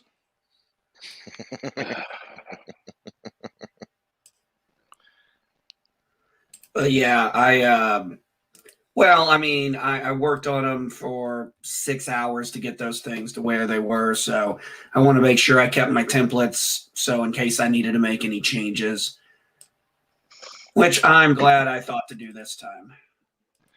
Make sure you have your autosave on, okay? That helps. Your what? Autosave. Oh, yeah. Yeah, that helps. Yeah, it does help. Well, it also helps that when you save something, if you open it up and you're going to redo and you're going to alter it to something else, first thing you should do is save it under a different name. Or add a number to it. Correct. Yeah, or something like that. I Because always I've done added more than my number fair to it. share of times. Yeah, like Uh, 1 or 1 2 or 1 2 3, like that, something like that. So I was like, okay, here's the second version, here's the third version here. Okay, this is the version I want. Hello, not Ryan Johnson. Oh, what's up, dude? I didn't even see you in the chat.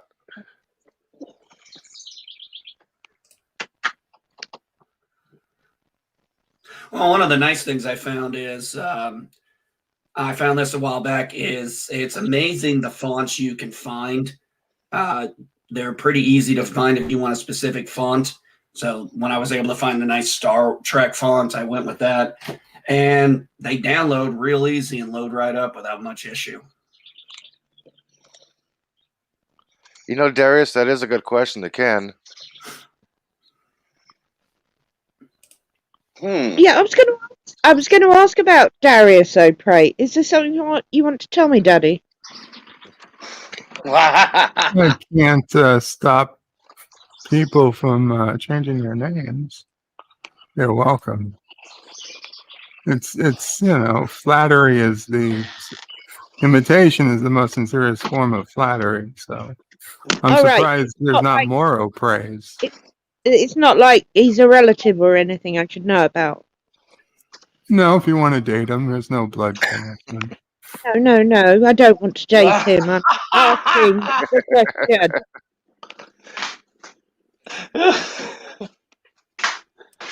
Of course, Bird would go there.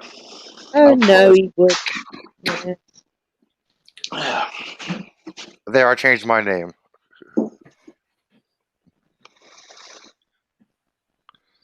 I mean, it's Remember the family motto: second cousin is far enough. No, Oh dear God! Oh, Did somebody say flattery? Correct. Okay, nobody got that. All right. So are we Yes, oh, all I bird, did. Oh, I got I got it, Darren. right off. Yeah. wah, Sorry. are we all wah. are we all birds of prey now, or something No, of I'm prey? not. I'm not. I am so not. Well, since I've seen what is that thing now? Dick something, DIX of Dick's division. I need something else that is more catchy. Somebody clip that. He paused for about a second. Okay, I've changed my name. Oh, look at the time. No, welcome to the old praise. Look at the time. I don't have a number, but it's fine. Oh, I forgot to put a number on my name. Yeah, Elihu as well. I'll have to pick a number here. Hold on, pick a number. All right. Oh, sorry, wrong one. 3.42. Hang on, here it is. You can't all be 69. Oh, damn it! I'll just type that in. Yeah, I figured you would. How about Mountains of Prey? There we go. Wago Prey 37. There you go. No one picked 42. I'm disappointed. I was waiting for you to do that. That's why I was being nice. I'm not an O prey. Oh, okay. But you call him Daddy. Oh, never mind. That makes Yeah. no difference. Okay, all right, gotcha. Professor Bernie Specs said, Yvette, you calling Bird Daddy is disturbing. I know. That's why I do it. So, Bird, What I is heard this? Shut up. You and Deed. You guys are going take it up against me now, aren't you, Bill? yes. So, Bird, I heard you're getting a chair. Yes, it is next on the list after the heart, dealing with the heart, getting a chair is it's going to take some time because it's got to be measured and whatnot, but that Gotcha. is Remember, it's a electric chair, not and the electric chair. Orville. Yeah. You know, that And you was didn't have to- incredible. I didn't even know he had set that up until, like, I don't know, halfway through it. What? Yeah, And I PJ heard- Ross. I heard A Captain little Trek less than also halfway contributed through. to this as well. I had So, seen Link, but I had assumed they were linking to an old GoFundMe that Mamo Prey had set up many years ago before he started YouTube. I thought somebody had just found it and they were linking to it. It wasn't until I clicked on the link that I said, holy shit, this was new. It was set up by BJ and it was only a few hours in and, at the time over $1,000. I was like, oh my God. Yeah, I PJ never Ross. thought we would hit it in less than 24 Less than hours. It That's was less than awesome, 24 dude. hours. Yeah. It was. Bird, you didn't even have to eat any bugs or No. anything hot. I to heard do you it. say that on. I was watching Life with Matthew's stream the first few minutes anyway, and yes, that was a good point. I didn't have to eat bugs or hot sauce. Or that out-of-date can of Spam. Or bollocks. Yeah. Don't forget the Rocky bollocks. Mountain oysters. Oh, yeah. Oh, I was about to mention Yeah. that, too. Oh, I forgot about that. Yeah. I just remember Anyway. the bugs. Captain, I'm going to go have some lunch. Yes, ma'am. Thanks for the Doctor Who chat, Abidjan. I'm not sure if that's cheered me up or not. Reminiscing has. Whittaker, pink TARDISes or no. God help you, Eli. And you're going to go to hell for saying that. Pink TARDISes. Anyway, Captain, thank you again for having me. It's always lovely coming on. Darren, always good to have a natter. Grandpa, looking forward to some pictures another time.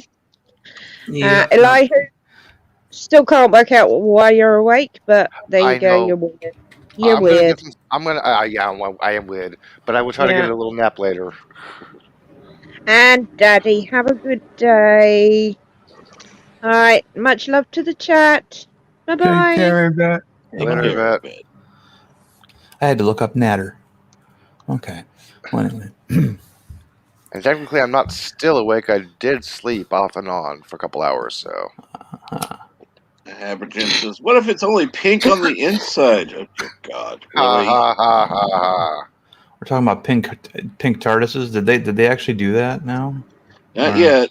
No.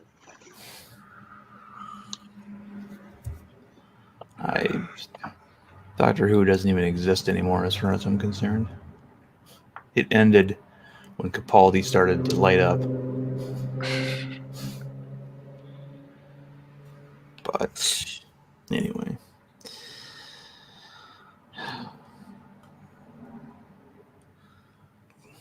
Yeah. 21 increase in the budget for staffers. Oh, fuck you. No, thank you. I'm not in the mood. I have a headache.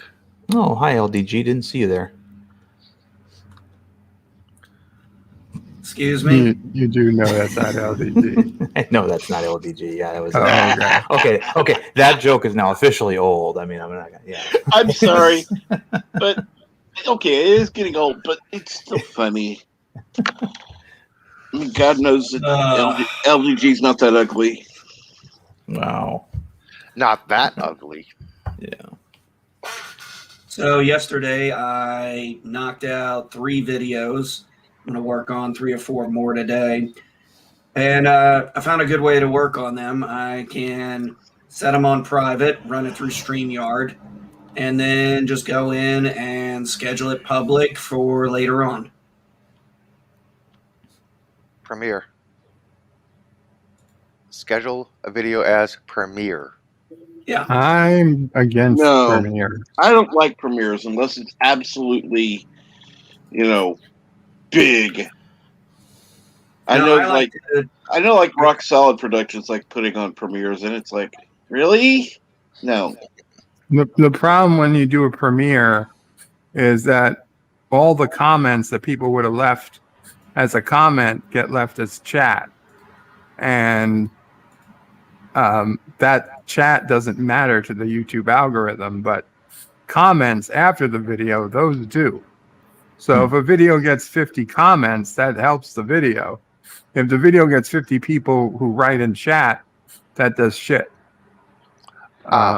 So that's why the only reason I could conceivably see using a Premiere is if you were monetized, because then if you use a Premiere, people can do super chats. Right. Gotcha. For a non-monetized channel, I really think the Premiere is a not, I would say useless, but not as helpful as people would think. Now, there are some videos that work better as a Premiere. You want to be there to respond to people. I get it. I could see the reasons. But for day-to-day usage, I think you're vastly better off just scheduling the video as an actual video. My 2 cents. Well, I like the fact that I can use the StreamYard. I can hit my intro, do my review, hit my outro, shut it off, and then just go over to YouTube Studios and schedule it to pop up.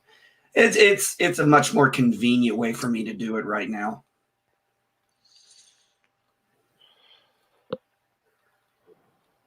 Yeah, it is. And like I said, I got another video coming out, I think, tomorrow. I got to check when it's scheduled. But yeah, it's been quite nice to, like I said, I can I'm using those templates I have it saved up, and then I just make a small edit to it, add something to it, download that one. I don't save it, I just download it. Then I'll grab another one, I'll download that one, kind of put it's just actually a lot easier than the way I was doing it before. And let's be honest, it's all about trying to make things easier while still making it entertaining. I agree. The easier you make it, the more likely you'll be to do it and not get bored. Oh, 15 minutes until launch. Scheduled launch. Cool. NRO 11, L111 from Virginia. Cool. I just got my notification. Damn YouTube. So it's going to be a notification half hour, not 15 minutes. Yeah. Hey, you're lucky you got it, though. Yeah.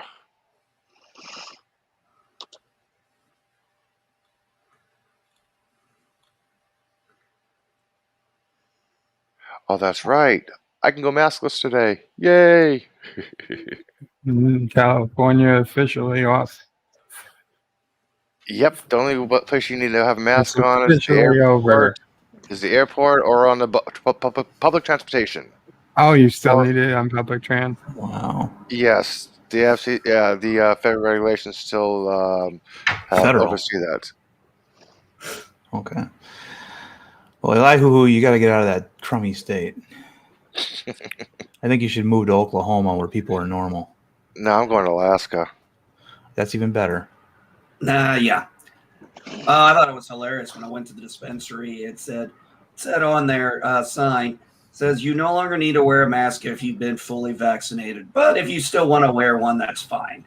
Yeah, that's same here. And I just thought it was funny. I just walked in and I didn't have the mask on, and I'm maybe like, what are you going to do? Ask me if I've had the shot? I can simply just lie to you. Right. And besides, your medical records are supposed to be confidential anyway. So, yeah. The mosquitoes are going to carry Elihu away if he goes to Alaska. I'm not that lightweight. No, Alaska is kind of interesting depending on where in the state you live, because there's some parts of that state where you don't get a lot of light for most of the year, and then the rest of the year you don't get a lot of dark. So, or you get a lot of dark rather. Well, one downside about where I live, man, it's the first time I've had poison ivy in so damn long. I didn't even know what the hell poison ivy looked like anymore. Yeah. So I didn't recognize why I was breaking out. I thought I was having an allergic reaction to some kind of insect bite, and the doctor was like, nope, that's poison ivy. Yeah. We don't have that so much up here. We have something called poison sumac that's very similar. Yeah, I'm familiar Never with had poison ivy or poison oak or poison sumac. Never had that stuff. I'm careful. Yeah. I'm not saying a word. Oh, Geek Bubba, yeah. Oklahoma, when rain comes down, sweeping down the plain. Oh, yeah, Hugh Jackman sings it better, okay? Yeah, don't Back give him home a in day job. Indiana. The armpit. That was the best musical Hugh Jackman was in, was Oklahoma. Lisa Barnes, Gone Girl, and cocktail actress dies from getting hit by an electric scooter. Yes, the police are still looking for the person who was riding the scooter. She was in a hospital in a medical-induced coma. She passed away.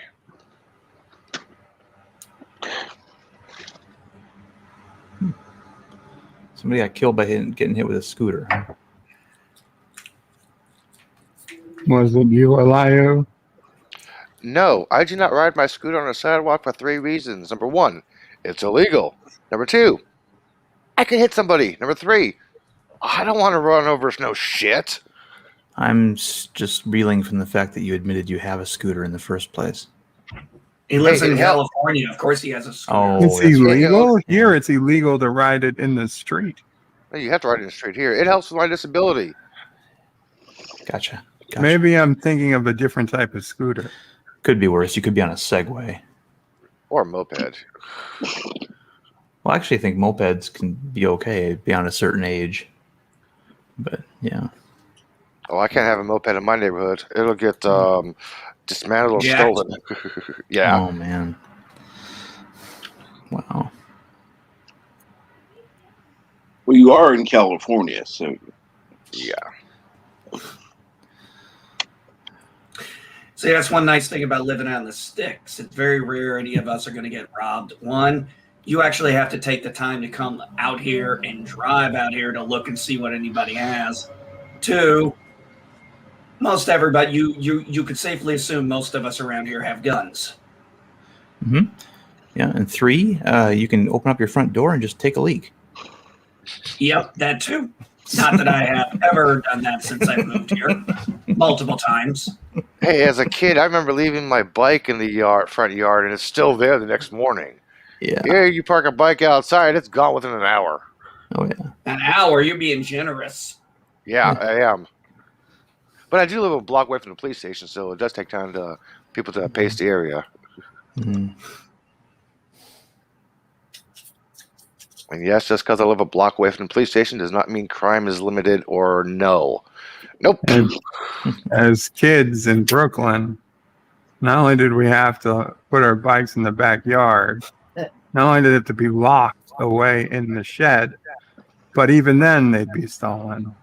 Jeez. More than once, people not only got into the backyard, which was locked, got into the shed, which was locked, and then took away bicycles multiple times. The worst one was they actually took away a bigger bike that was for my dad. It wasn't a kid's bike, it was an adult bike. My dad had got into riding a bike, which for him, he was quite overweight, and it was his only real exercise. He would ride, and I know it's not far in bicycle terms to real people who ride bikes, but 5-6 miles each way a day to his parents' house and back, which for us was incredible. I mean, because we had to drive that. Nobody wouldn't think of riding a bicycle as a kid that far. And he was doing it. And then they stole his bike, and he never went back to it. Yeah, I remember the first time I saw somebody who they got off their 10-speed bike and just brought the bike into their apartment with them, and they put it like in the closet.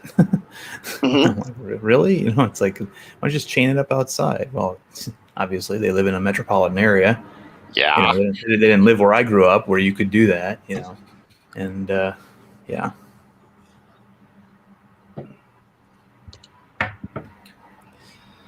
Yeah, I got a nice sturdy U-lock for my scooter, so it's highly secured. It's kind of hard to pick.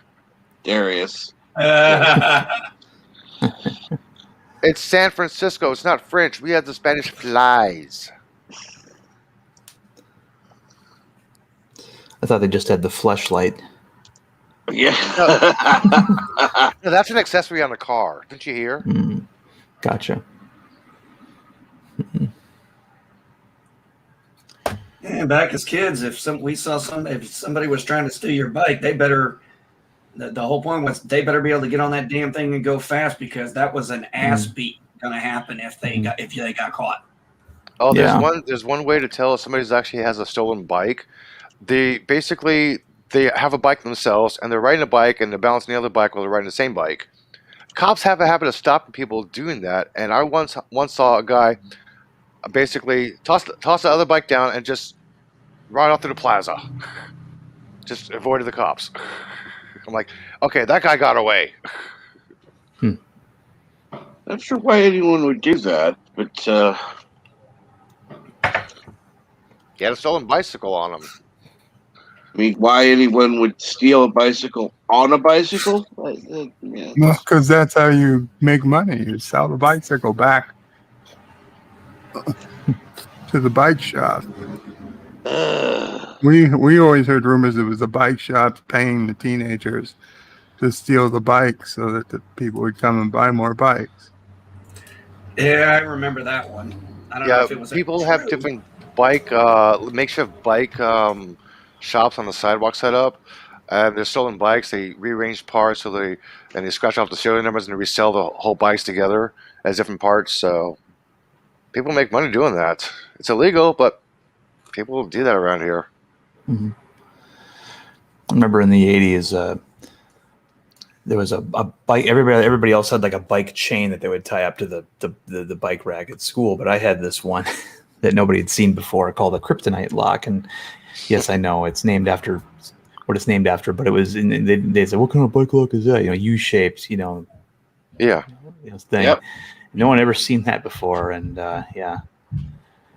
So of course they had to make fun of me for that. But then 2 years later, they all had similar bike locks.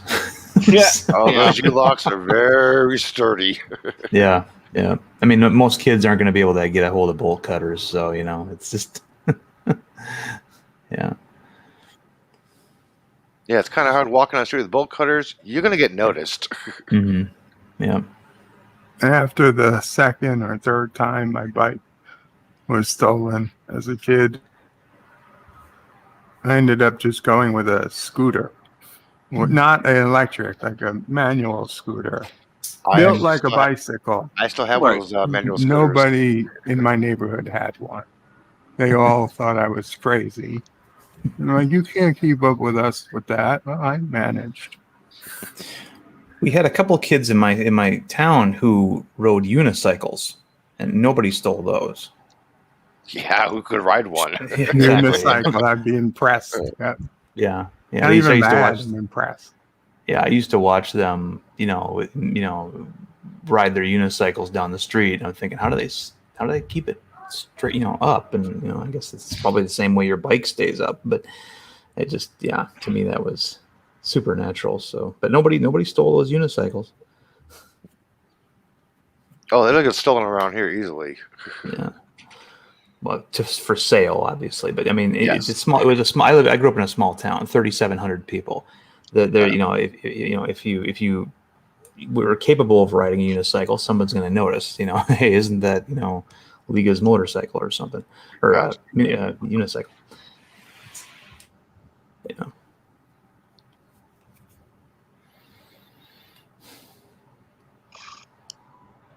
It's going to feel weird riding my scooter without a face mask. I got my scooter when the mask mandate was started, and I don't know what it's going to be like with that wind on my face. I'm still scared to find out how many bugs I'm going to eat. Yeah, you know how some motorcycles have the windshields. There's some bicycles where I live that had those too. I found out that the face shields, those plastic face shields people wear, used to wear now, they make good windshield wipers for the rain. I'm like, oh, hell yes. Oh, yeah. Yeah, I bought a box of those because that was the only thing I could really wear without and still not have my glasses fog up. My breath could escape and the heat could escape, especially in the winter. And yeah, I plan on using those for mosquito conditions if I'm ever doing that stuff lately. So I hold on to those. I mean, those masks are fine, but I mean, some of these people who are still wearing their masks when they're in their car alone. Okay, now that's ridiculous. I mean, I saw an internet meme image on Facebook the other day that said, for those of you who wear your mask alone in your car, we'd like to introduce the seatbelt that you wear when you're not in your car. And they showed a guy wearing a seatbelt.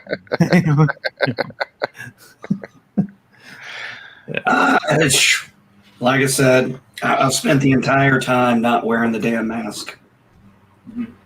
For almost the most part. I've probably worn a mask a total of, the whole time, if I timed it up, 2 hours. Oh, man, that means I got to shave. Shit. I've literally walked into places, I'll put the mask on because they said I'll go walk down a different area of that place, take it off, nobody cares. Damn, I haven't shaved in a couple of days. I'm going to go maskless. I got to shave. Shit. I've been lazy. I shaved yesterday. I shaved my head yesterday. Got it all nice and smooth and shiny. Shiny, shiny, happy people. Oh, dude, turn off the light, man. There's a glare.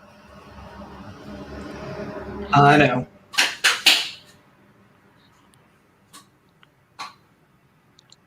And many other people wear other odd things inside Walmart as well. Oh God, yes. Ugh. Yeah, there's a website dedicated to weird people at Walmart at 2 o'clock in the morning.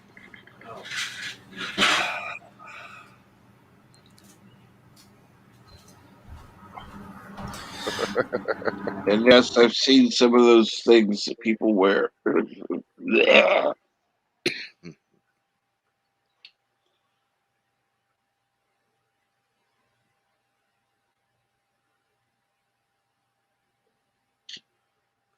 It's one thing to wear sweatpants, another to look like you've just rolled out of bed and into Walmart's. Yeah, just don't wear sweatpants at a strip joint, okay? That's tacky. Why even go to a strip joint? No, strippers, you wear sweatpants to a strip joint, you get a lap dance, it's tacky. Come on.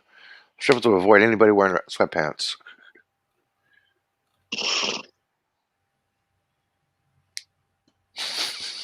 Oh, it's never mind. It's comfortable. I'll put it that way, but Whiny, crappy people holding hands. Hey, I'm not crappy about it. I may be whiny, okay? well, we know you are. But hey, you're still kind of awesome-ish. Ish. Hey, at least you said ish. You said ish, okay? This is me lack of sleep. Ah. And yes, I'm looking forward to my usual Tuesday morning ritual of going to the fucking wound doctor. Yay! Yay. Which doctor? Not the witch doctor, the wound doctor. Wound doctor. Okay, Yes, gotcha. wound Yeah, care doctor. Yeah. he's not going to go. He's not Alvin and the Chipmunks. He's not going to go see the witch doctor. I want to say that when it Okay, comes to Seville. Walmart and what people wear, I don't have a problem with most of the leggings that I see on women when they're there. Hang on. Let me find this picture for you. Most of them. Okay, check this one out. I guess this. I don't know how to say the name. Lynn Emanuel or Manuel Miranda has just apologized for not casting darker skinned Latino actors in new movie In the Heights. Just to be clear, the movie still has an all Latino cast, but he apologizes that their skin isn't darker. What the fuck? What? Yeah. They think that's gonna matter. Shit, where is it?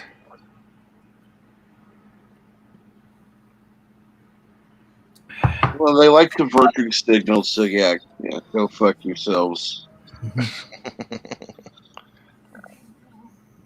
I'm waiting for them to come after Lou Diamond Phillips for when he played either a Mexican or a Mexican Indian or a Native American when he's Filipino.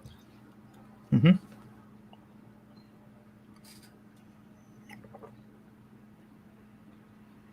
Here you go. I got something to show you. Hold on. Let me get my helmet. All right. Women at Walmart. There it is. It just popped in as being available. Oh, you put it in the chat. Okay. And oh dear Lord. Women at Walmart.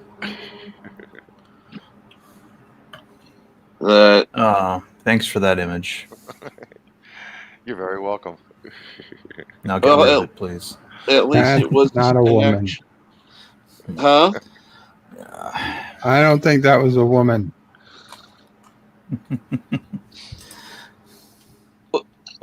You know, it's funny. There is. How do I say this?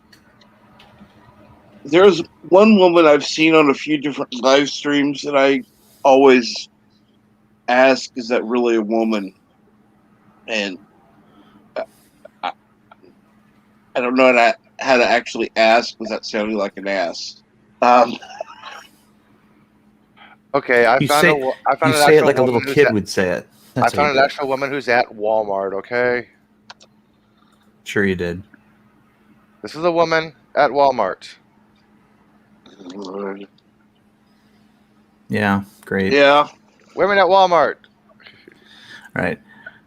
Elihu doesn't get to share an image again for another 45 minutes. Is that can we agree on that? Yes. Good, because I just closed my tab and I don't want to see any more of that. Okay. Sure you don't. Yeah.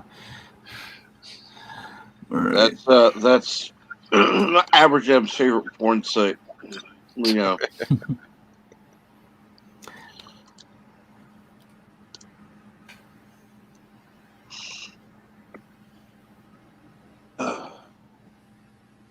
So, how was your day going, Elihu? Hey, I'm starting to get hungry. And yes, not Ryan Johnson. What do you say? No need to share that stuff. Mental health is important. Mental? I have nothing mental up there. Take an X-ray, man. You'll see nothing up there. Okay. Yeah.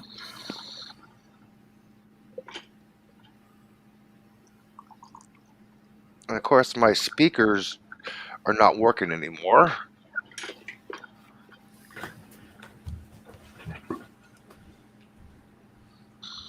And why is that?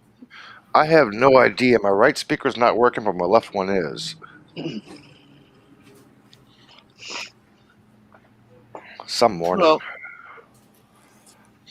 you know, it would be easy to fix if you had a computer, but you know, Macs are harder to fix. No, my external speakers. My internal speakers on this Mac has broke out a year ago, so I got external speakers, and the right one stopped working.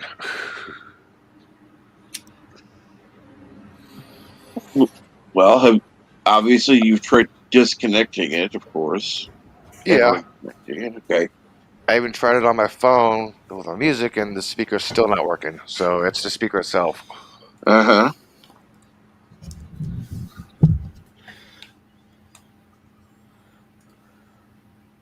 Oh, Lord. Oh, Lord. Aberjam.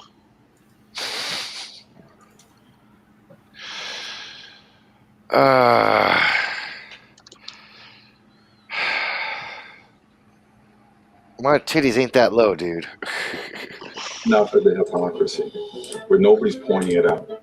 And I started MB, we can hear what you're talking about. What is that, MB? Sounds like Madman. We know that's you because your icon was flashing. Yeah. I was doing a copy. I was doing a copy of an address link, and the stupid thing went to audio. Turned it on for me. I'm like, God dang it! Unfortunately, in StreamYard here, there's no way for me to turn anything down except mute. So sorry about that. That was not meant to happen. Drives me nuts when those things do that. It's like I'm trying to copy the link for later. I don't want to hear it right now.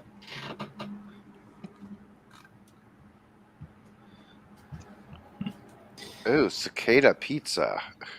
No, thank you. And where? a Dorn crust. Are you that hungry, Elihu? No, I'm looking at my Twitter feed. I'm like, what the hell is this cicada pizza? Nothing good ever happens from posting on Twitter. You know that, right? Well, Ohio restaurant. It's a good use for, you know, an insect that has no real use. So yeah. Oh. Eat the damn things.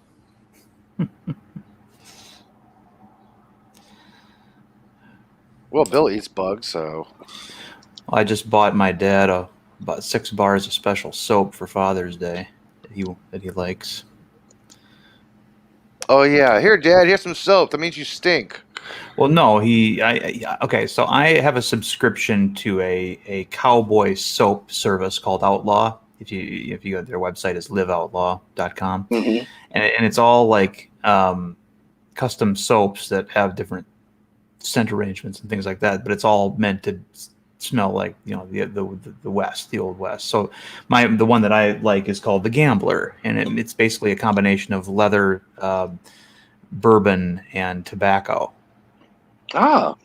And so it makes me smell like, you know, because I got the whole Monty. I got like the bar soap, the body lotion, and you know, and then the cologne and stuff. They have solid cologne that comes in these little tins, And but it came with a sampler pack of all their other ones, and one of their scents is called Calamity Jane, and I think it is intended for women based on the fact that it's called Calamity Jane. Right. But my dad, smells it. Oh, that's good. It's got. Let me see if I can find the description of it here. Where is that? I'll just do a search here. Heck with it. I'm sorry. If anybody gives me soap as a gift, they're trying to tell me I stink. No, That's just me. I don't care what it smells like. But my dad's a that's prepper.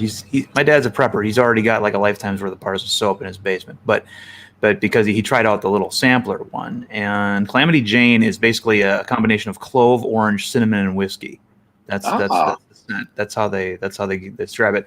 And so he liked it. I'm like, Dad, that Calamity Jane is sort of designed for girls. He goes, I don't care, So I got him like 6 bars of Calamity Jane soap. But like Blazing Saddles is another one of their scents, and that's a mixture of leather, black powder, sandalwood, and sagebrush. And there's another one that I kind of like. It's called Mountain Hideout, and that's pine forest, nuts, pine cones, and damp earth. So, yeah. But if you go to liveoutlaw.com, you'll see it, and it's a family-run business, and they got a pretty good product. I really enjoy it. No one else makes that kind of stuff right now. So that's a little plug. Yeah.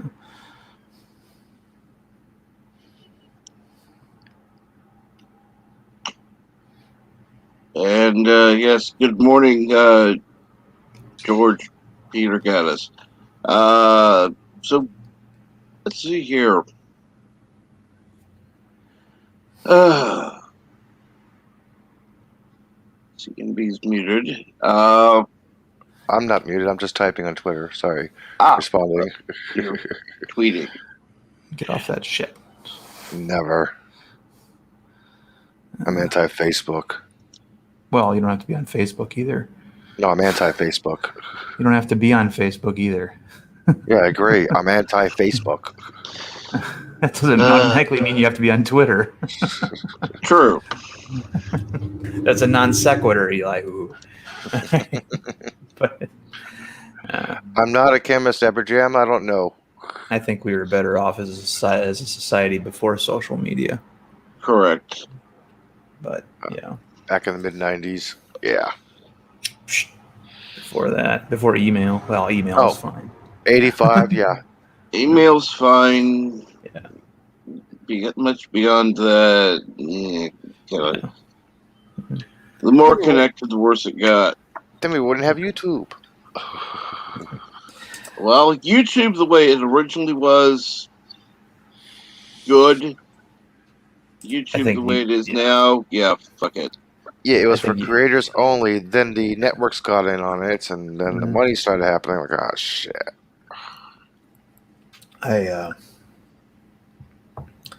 don't consider YouTube to be solely a social media platform, though, either. I mean, it's more than that, but still it is that, I guess. So...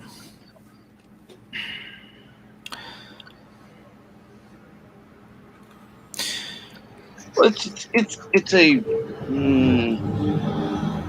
kind of a combination of things where, there is a social media aspect to it. So, ha, Eberjam, I got it. Let me get back to the damn StreamYard thing. Okay, for whatever reason. I need to, Jaloja.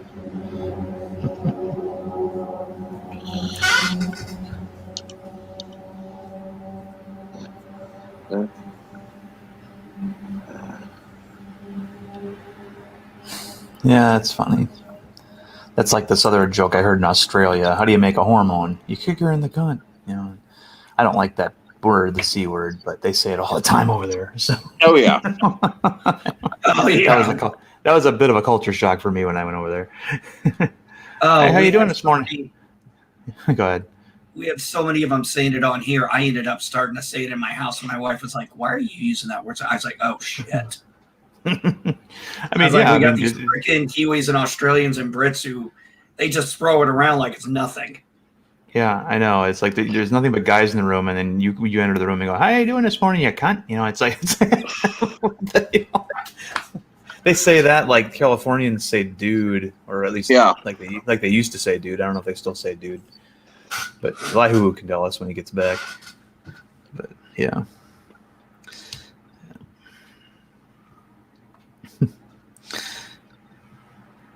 So what's the latest word on the Orville TV show? Is that are they getting a third season? And yeah, the question is when it's going to come out. Yeah, right. that is a big question. Yeah.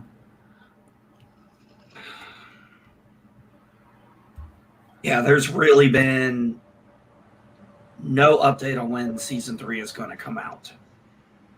Yeah. And I'm sorry to say, but this taking as long as it is going to start getting people. You're going to lose. We're going to lose some of that momentum. I have a feeling. Maybe.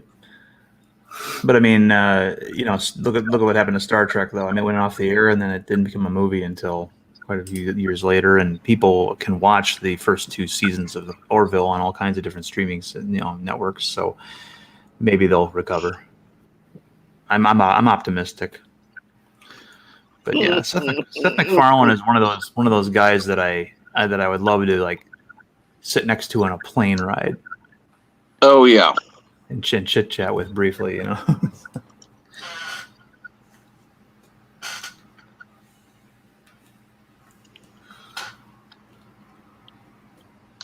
Okay, let's see here. It counts. 8 masses to introduce the alphabet. Yes,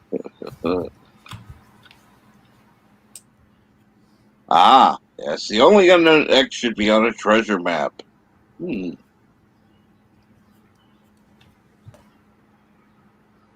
Oh dear Lord. Carlo! Only if you're a Moyer. Okay, so Elihu, do people still say dude all the time in California, at least the part that you're in? Do what to who? For how many cookies? Do they use the word dude, D-U-D-E, in a sentence a lot in the state of California, or at least where you are in California? Because they used to. Sometimes dude happens, dude. Okay, gotcha. Message received. I still say dude a lot. Yeah, the one thing about the Orville that I don't care for is the design of the ship still doesn't really, like the outward look of the ship doesn't impress me very much. It's not as distinctive or striking as, for example, any Enterprise we've seen. So I mean, the labia drive, that's what I call it, is not. It looks very generic to me. I think it would be neat if they would have spent a little bit more time on the design of those ships. And then another thing, all the ships in their fleet are basically the same, just with. Yep. It goes upon 21st technology, rear propulsion. The nacelles are in the back of the ship, propulsion, moving the ship along. Mm-hmm. Right. They're not thinking Star Trek E's, so they're thinking 21st century technology. Everything gets moved from the back propulsion, so the nacelles are on the back of the ship. I would have just preferred a different shape to the propulsion system. You know, that's all. Well, first of all, I think it should have moved up and down because you see a shuttlecraft taking out, and it's like you got this thing in front of it, so it's got to maneuver up or down in order to get past it. Right. Who the hell designed this thing? Yeah, that's the thing that bothered me. The shuttle bay is in the aft part of the ship, and I would have put it honestly in the front or on the side. Or on the side. That's another one. You could have a port and starboard shuttle bay. Yeah. So there are things about it that I wouldn't have done, but it grows on you. You know, it's just like anything else. I mean, the Enterprise probably wasn't instantly likable to a lot of people either, because it was kind of not obvious how the parts worked. You know, you had to, I mean, that's one of the reasons why they had to publish technical manuals back in the 60s, is they couldn't get all that information in the episodes. But because what was the Enterprise. The original Enterprise was a combination of male and female parts. It was a saucer with some rockets or at least some cylinder shapes on it that we were somewhat familiar with. So, then it had to grow on you, and maybe that's how they planned the Orville. But it has this organic feel to it, almost like it's an aquatic creature. And I prefer it to look more like a ship than an aquatic creature. So it's like just like any interpretation of Captain Nemo's Nautilus. If they actually make it look like, a fish, I don't care for it as much as if it looks like like a ship or a submarine. Yeah. But no, I like that the Orville kind of fooled everybody, and everybody thought it was going to be some zany comedy, going for a laugh every minute, and it turned out to be, to a lot of people, including myself, the spiritual successor of Star Trek. Mm-hmm. Yeah. Yeah, Seth had every single episode written before the show was even greenlighted for season 1. He knew what he was doing. And that shows, because it's wonderful how each episode built on the other one, and season 2 was built on season 1. Mm-hmm. Mm-hmm. I mean, I didn't know something when Jay Lee was on the Orville Nation last week. I didn't know that the whole Jaloja episode came from Peter Macon himself.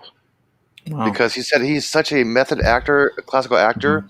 He kept on, when Seth pitched his idea of his character to him, he kept on wondering, he's like, okay, if I don't pee, am I going to die? How's this going to work out with the character?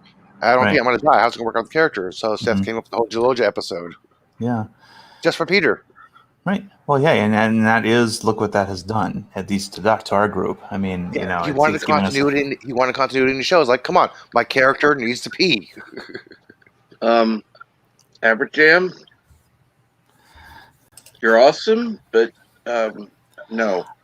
I have conflicting emotions about the Enterprise D. I will tell you that when I first saw it, I hated it. I thought it's a short, squat sort of ship, even though it's massive. Its dimensions are such that the whole thing can fit inside of a square TV screen. And it didn't look, when you look at the evolution of the Enterprise, it sticks out it's like a sore thumb, because it was one of the only ships later on that wasn't designed by ILM. But I will tell you that when it appeared in Generations and got destroyed, when I saw it with the full cinematic treatment and the way they were shooting the model, I started thinking it looked pretty cool, and then they blow it up. So it was I don't like it in comparison to other ships at all in terms of its aesthetic, but I recognize that it's an iconic design. So that's how I feel about it.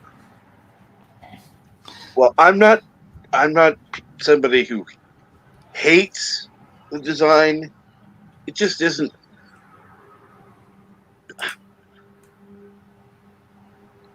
I don't know. One of my problems with it was that you couldn't tell where, as easily where things were, especially when you saw it on standard definition television sets that off of, your rabbit ears. There's no obvious weapons on it. It isn't until you have to pay real attention to it and it fires its weapons to see where the beams are coming from, and then you see the phaser strips and all that kind of stuff. So I thought the phaser strips were a dumb idea, because it seemed like an idea that was made by the special effects team. Well, if we put it on a strip, then we can have the beam come out from anywhere. We don't have to be as precise. Things like that.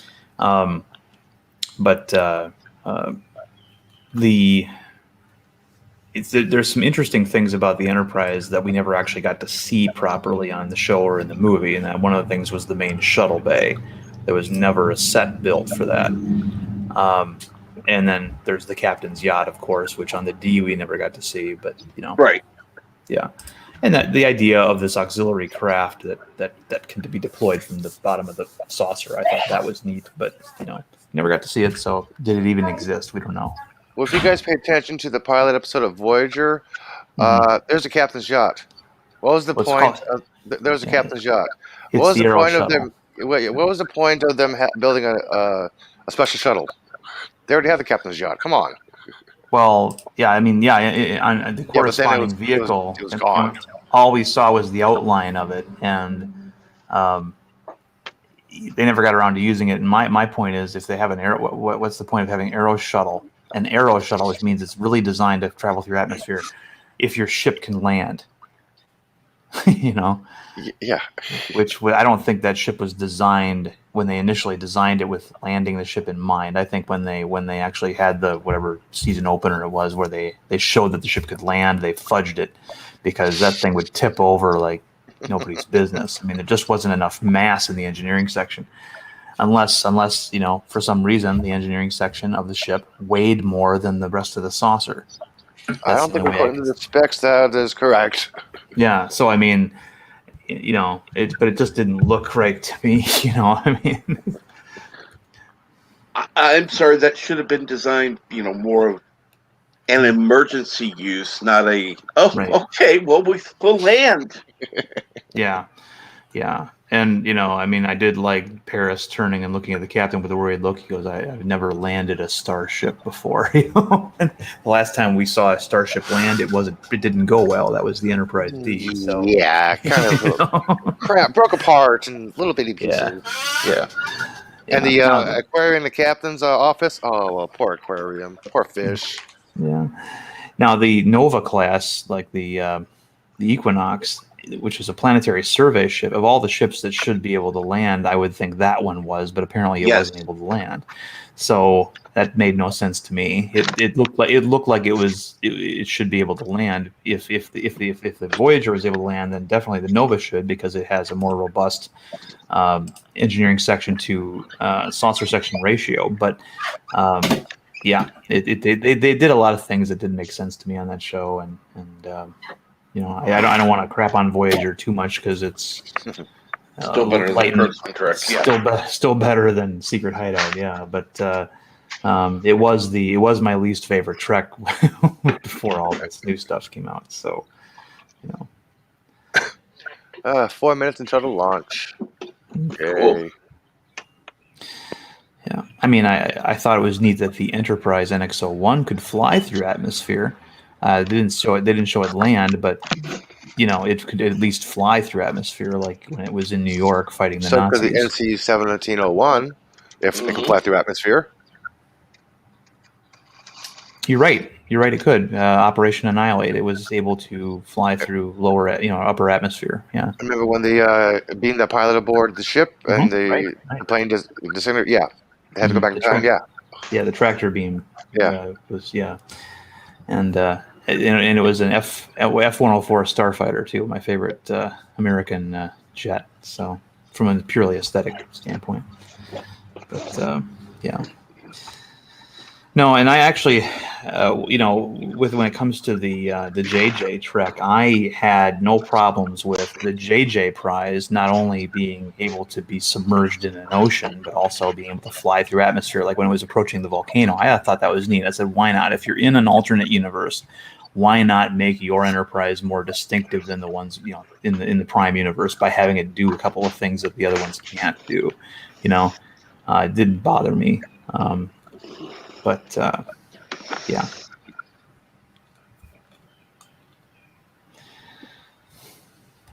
Green light on range, weather, and vehicle. Cool. All green lights for launch. Awesome. So has everybody done shitting on Loki episode 1 yet? I'm not shitting on it. I love it. I thought my review of it was very positive. Yeah. Yeah, I think that it seems to me that the people who really went after it were more prominently Fandom Menace members. Mm-hmm. And I know negativity gets probably more clicks than positivity, but I didn't see a lot of problems with it at all, really. And I'm intrigued to see the rest of it, So. There's only one little problem I have with it. if basically he's hunting down variants and he's a variant, and the whole point is for him to get rid of all the variants, he's a variant himself. Yeah. How are they going to solve that Yeah. conundrum? Well, I did want to you know how ever they're going to do that. See, I kind of like that because if you remember the movie Demolition Man, where Wesley Snipes is a criminal from the 20th century, gets thawed out and starts Yeah, a I remember the rampage, movie, and yeah. so they thawed another cryo criminal, John Spartan, the Stallone character, to hunt the other one down, and that's what it kind of reminded me of, something similar to that. You have to use someone. Or it also reminded me of Silence of the Lambs, where they kept interviewing Hannibal Lecter, try to get inside of the mind of a madman, so they could maybe predict what Buffalo Bill was going to do, and stuff like that. It had that kind of a vibe to it for me. So yeah, I mean, they're going to have to resolve that idea. Later He's a on. variant hunting down a variant. Mhm, Is he going to right. off himself, or Mobius going to kill him, or somebody? What's going to happen to this version of Loki? Is he going And to that's kind of the. is he going and to that's kill like the real Loki? Yeah. Is he going to go through a timeline, kill the real Loki, and take over? Mm-hmm. Yeah, but Well, I think about this assume- too. Go ahead, They are go ahead. using each other, and they both know they're using each other. Yeah. It Yeah. is The very time- obvious yes. that they both know they're using each other for purpose. Mhm. You know, Loki is not going for a redemption arc here. It's going to be, he's now going to be like, I've been thinking too small. You know, he's going to want to get, he's going to want to learn more about these time masters. Well, I think you're partially right there, MB, because he basically grew in the episode where he was with the Loki who actually knew that he basically grew up. He found out that his father actually loved him. His death of his mother impacted him. Basically, remember when he was going to the metal detector, he questioned his own self. It's like, wait, am I real? Mhm. He basically grew up to the Loki that we knew. So Yeah. he may not do that, but yeah, he's going to be fucking with the TVA. He Oh, yeah. knows they're powerful. He's like, okay, Yeah. how do I control this? Must be the most powerful thing in the universe. Yeah, he might die at the end of this, so that he never escapes back into the regular MCU. It's possible they could do that, but I have a feeling that he's going to escape them, because honestly, he's just too good a character for that franchise to Yeah. leave dead. And I had some questions about it. Does he know that his brother and the Asgardians are still alive? Because the last thing he saw in that video clip was his brother crawling over to his body, and then the ship blowing up from Infinity War. So, No, don't know. that scene where Odin died. Basically, that's after Asgard's gone. This could be. Well, this could no. be, The last thing that he saw was Thanos having killed the remaining Asgardians that they got off of Ragnarok, from Ragnarok, and Thanos snapping his neck, and then his brother crawling over to his body and to embrace it. And then that ship that they were on was destroyed. Remember? So he didn't see the Guardians rescuing Thor. He didn't see Oh yeah, okay, yeah. all You can these see that other part. things. So yeah, he may, as far as he knows, his brother and his whole family is dead, and that might even just free him up without all those hang-ups to find out what he would have been without them, maybe in some weird way. That's possible. And good morning, Sir Liverpoos. The Go biggest ahead, thing I Amy. liked about it is, oh, sorry, Cap, I didn't mean to. Go. Go. One of the biggest things I enjoyed about it is I like the chemistry between Owen Wilson and Tom Hiddleston. The way you're going with this is Loki, of course, thinking he's the smartest person in the room, and now you have this man Morbius who he's like, you say things so he's like, I'm actually a fan, and he goes, you say these things so eloquently, it makes you sound smart. He goes, I am smart. He goes, I know. And then there's just a little like shock on Loki's face where I think it was done the way Loki can't tell if this guy is being serious or if he's being sarcastic to him. And there's a level of respect, I think, going there where Loki's like, I think I might just have found an equal. Well, I like the fact that initially Loki is totally out of his depth, and then by the end of the episode, he actually shows a couple of them up. Obviously, once he figures out some of their technology, and he gives them this run around goose chase just so he can basically end up in that room and see the rest of his life unfiltered by Agent Mobius. So it's interesting stuff for me. But I am going to take off, guys. I do have to get prepped for work, so I will talk to you later. Okay? Later. Well, thank you, Darren. You have a good day. You too.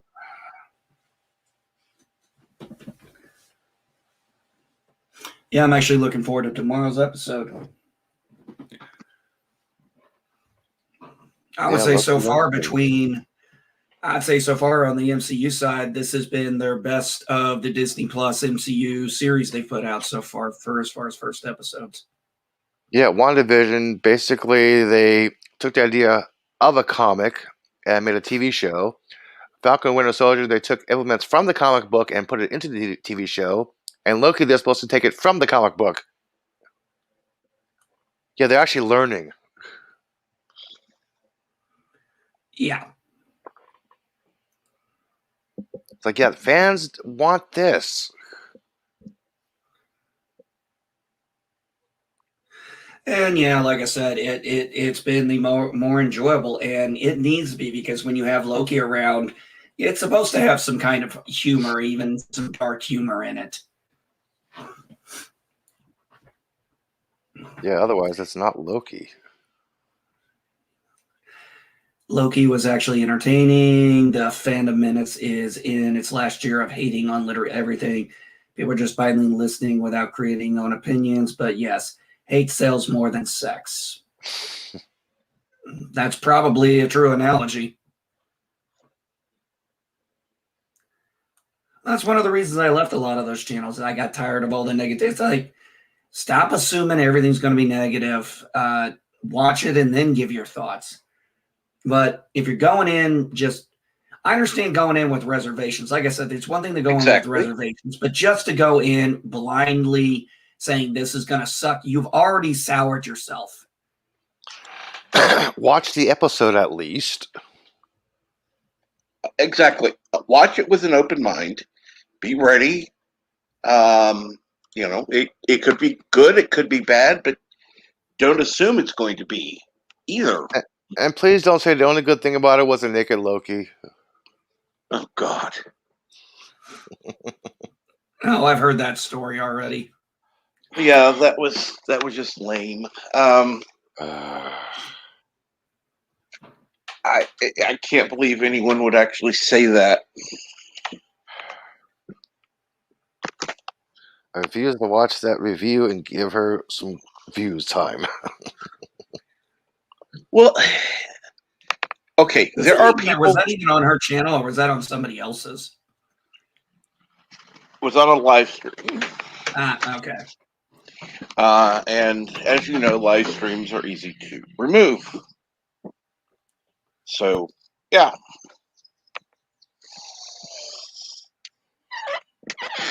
But as I'm sure that people are quite able to make clips, I'm sure a clip somewhere exists, but haven't seen it yet.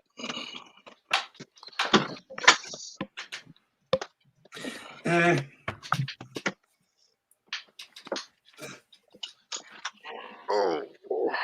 it's like I'm seeing everybody shitting on Bad Batch, and I'm kind of like, actually, I'm quite enjoying it. It's got a pretty good run. It's okay. I've seen positives and negatives in it. It's not perfect, but there are very few shows that are.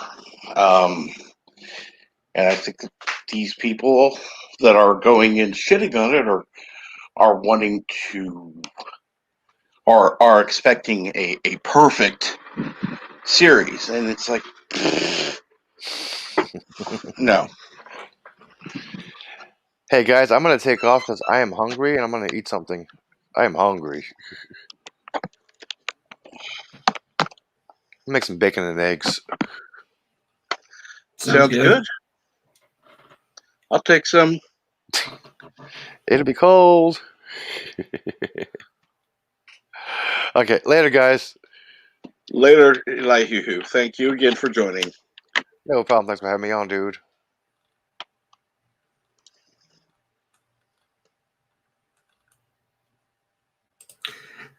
Yeah, it's cracking me up seeing all this. I thought, what was this? I saw somebody was like, "Oh, if these people don't go get the shot, the actors just won't go work in those cities, or the musicians, and that'll show them." I said, Yeah, that'll really show people.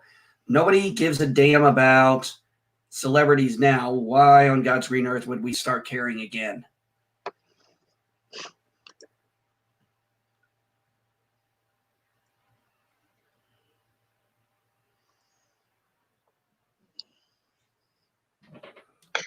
Good question. I mean, especially when they're like, okay, we just won't hold a concert. Okay, that means you're not getting paid for that concert. That means, okay, there's revenue you're losing.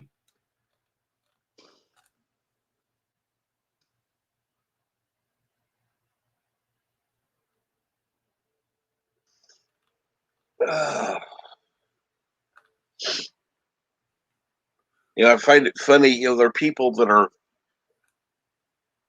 well, because I see both sides from where I'm at.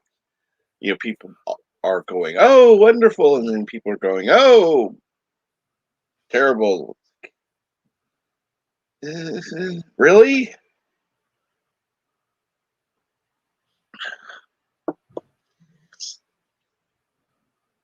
It can't be that good or that bad. And there's some I just don't care to watch, so I won't know.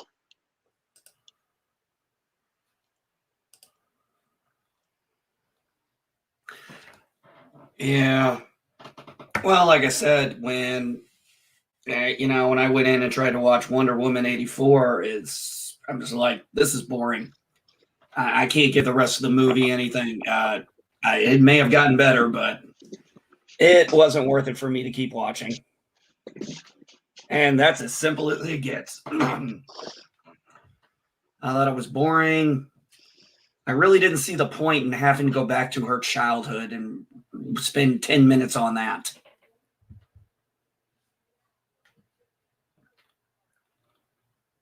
And well, as I said, I've never seen it, so I can't comment. I don't know.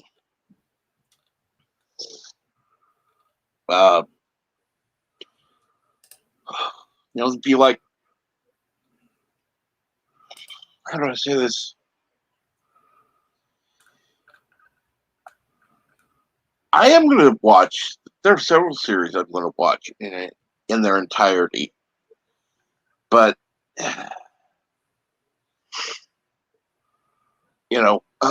when is Bad Batch going to be finished? Let me ask that. About another 7 weeks, I believe. Okay. I believe they're on episode. They should be at their halfway point this Friday for episode 8, and then they've got 8 more episodes after that for a total of 16 this season. Okay, at least that I can see being called a season. I'm sorry, these little 6-episode seasons. It's like it's a fucking mini series.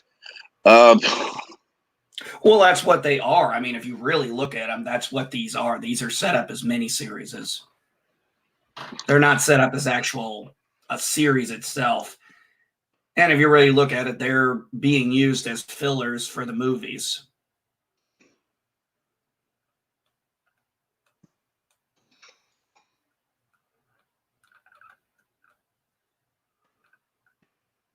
I've got a lot of shows I'm going to be reviewing. It's funny. There are shows that I thought about reviewing, and they would actually not be really relevant. I mean, honestly, like Star Trek Next Generation. Let's be honest, the first 2 seasons weren't great. Yeah. There's no way around that.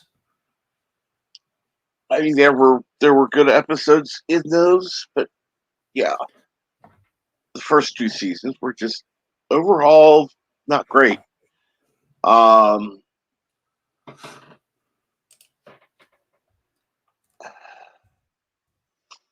And really, why bother reviewing? You know, I don't want to be shitting on actual Star Trek.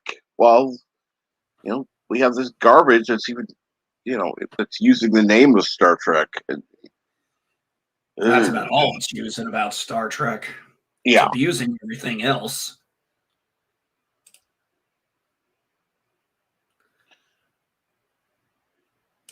I there are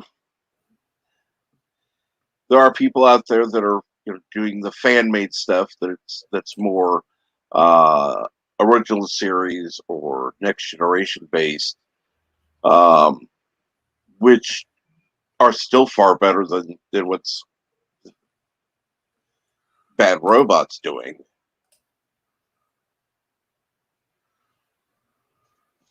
Which is pretty bad, in my opinion.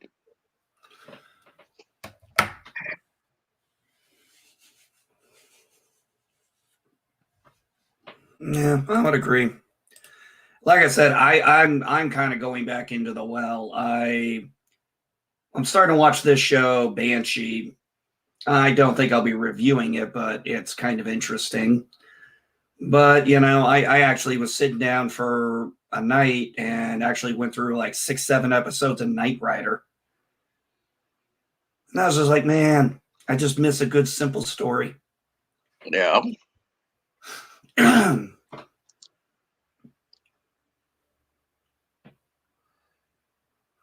I love I love the banter between Kit and Knight. I forgot how really fun that banter back and forth between them was.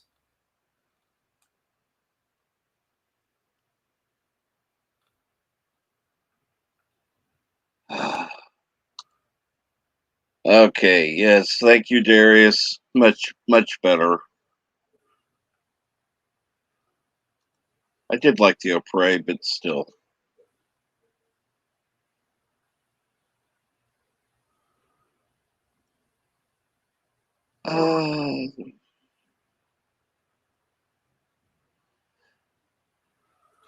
All right, man. I'm gonna head out. Okay. Okay, you take care, and I'll have a good one. You too. And not Ryan Take Johnson. care, NB. I would agree. At least you're being open minded. You're not saying it was horrible. You're not saying it was great. You just sound more in the middle where.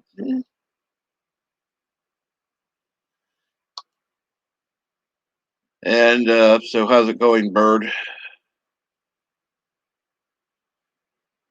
I just finished having breakfast. Okay, that's it's good. going.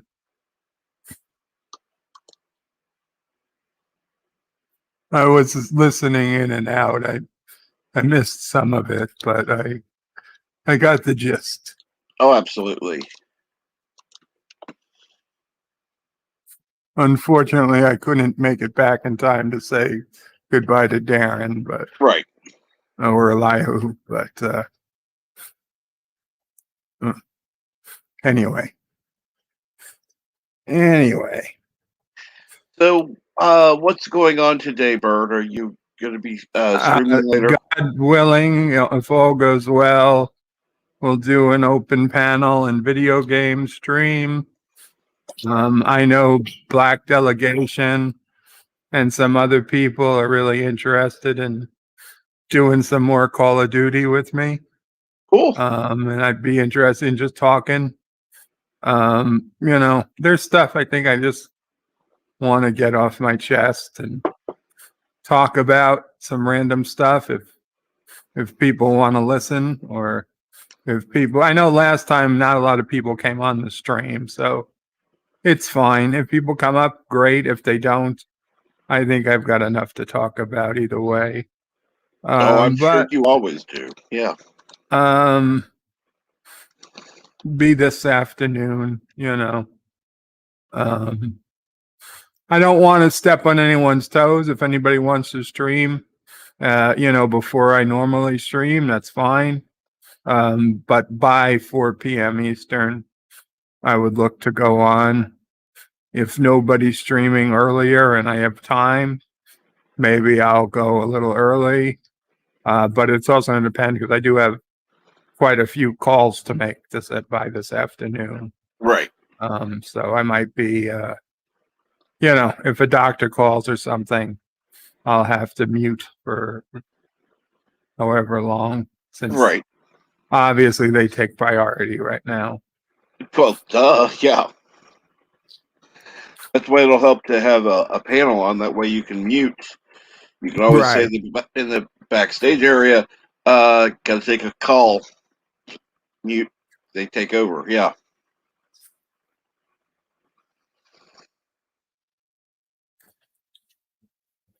I've decided to use the GoFundMe to place a bet in Vegas on a horse. It's got 100-1 chance of winning, but I got a good. I heard from somebody that the horse is going to win, so we can really increase the amount, and then I can give everybody their money back and still keep the winnings. Oh dear God. So it's win-win. And Wait, what is Mama Frey Mama is Frey? saying no. Well, duh. But it's a sure thing. Once. I told you that. Oh, What? she told me the story once. Yes, I did. Was that was? Yeah, your uncle worked for somebody That's right. whose partner owned a horse and basically said, this horse is going to win. They heard it from the horse's mouth, and he dragged me and your father to the track. And he had his boss's money and his own money, and he bet hundreds of dollars on this horse. Your father and I were stupid enough to bet about $100. In those days, that was a lot of money. Yeah. Right now, to me, today, it's still a lot of money, but that's another story. Well, the horse is still running. And that was 30 years ago. The horse has not crossed that finish line yet. So, well, maybe we'll win when it comes in. yeah, I can't even remember the name of it. It did come in dead. It was. Okay, maybe not horse racing. Roulette. Roulette's a better good chance. Surefire way to win. Bet on every number, including 0 and doubles. That's true. Can't lose.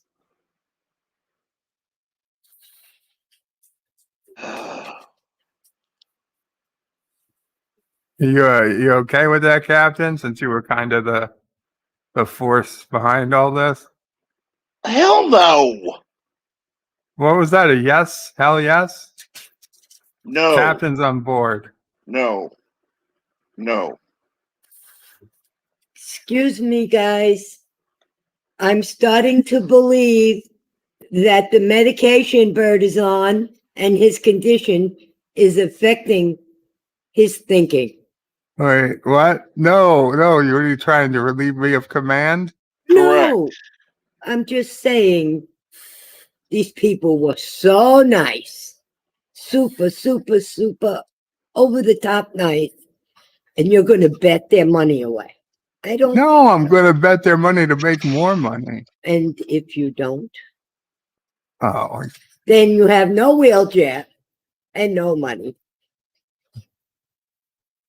And still no cardiologist, but that's another story. I'm leaving. Bye, guys. I'm sure if I write the government, they'll help. Oh, yeah. Oh. Yeah, that's going to happen. Mm-hmm. You know, next time we ought to just have Mambo Pray hit you. Maybe it'll knock some sense back into you.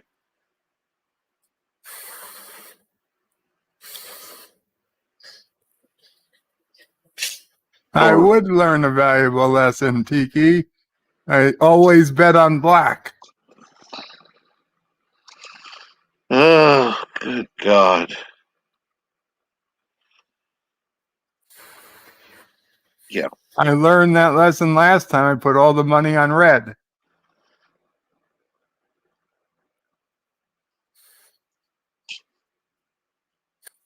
Yes, but isn't there a statistical possibility that you could bet on red and black and still lose?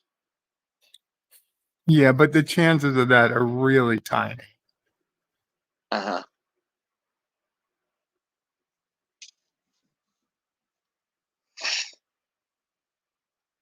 How tiny? And yes, not Ryan Johnson. Bird sounds drunk. Cut him off.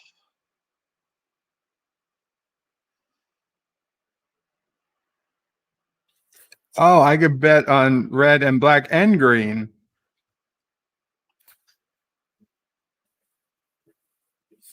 That would be betting on absolutely everything, yes. That's it. They're always prepared. Somehow, I don't think he would actually come out winning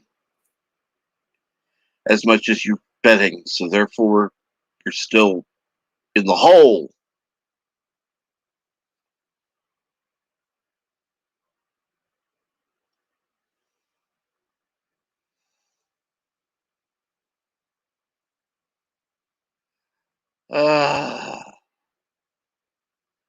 And I agree, Kiki. I agree. So let's see here, Bird. You're probably gonna go live about 4 p.m. Eastern, unless something happens. Uh, keep watching for different things on, and I do want to thank everyone for coming on. I'm sorry. Just want one quick question. One quick before you go. Yes. Eastland Bergholder says, "Hey, Bird, what would Gangster Kirk do?" Well, he'd get up on the table and he'd teach everybody Fizbin. And then he'd play Fizbin and win. So I'll bet on Fizbin. Fizbin, Cap, you want to play? No. I Oh, don't damn think. it. Okay. I don't think anyone really wants to bet on Fizbin.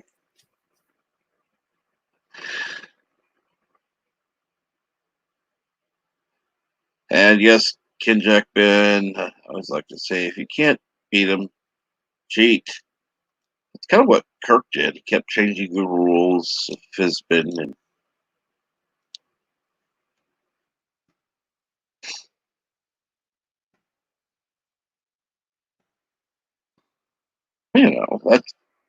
that's fine. Want to cheat? That's the Birdo Prey 5 move.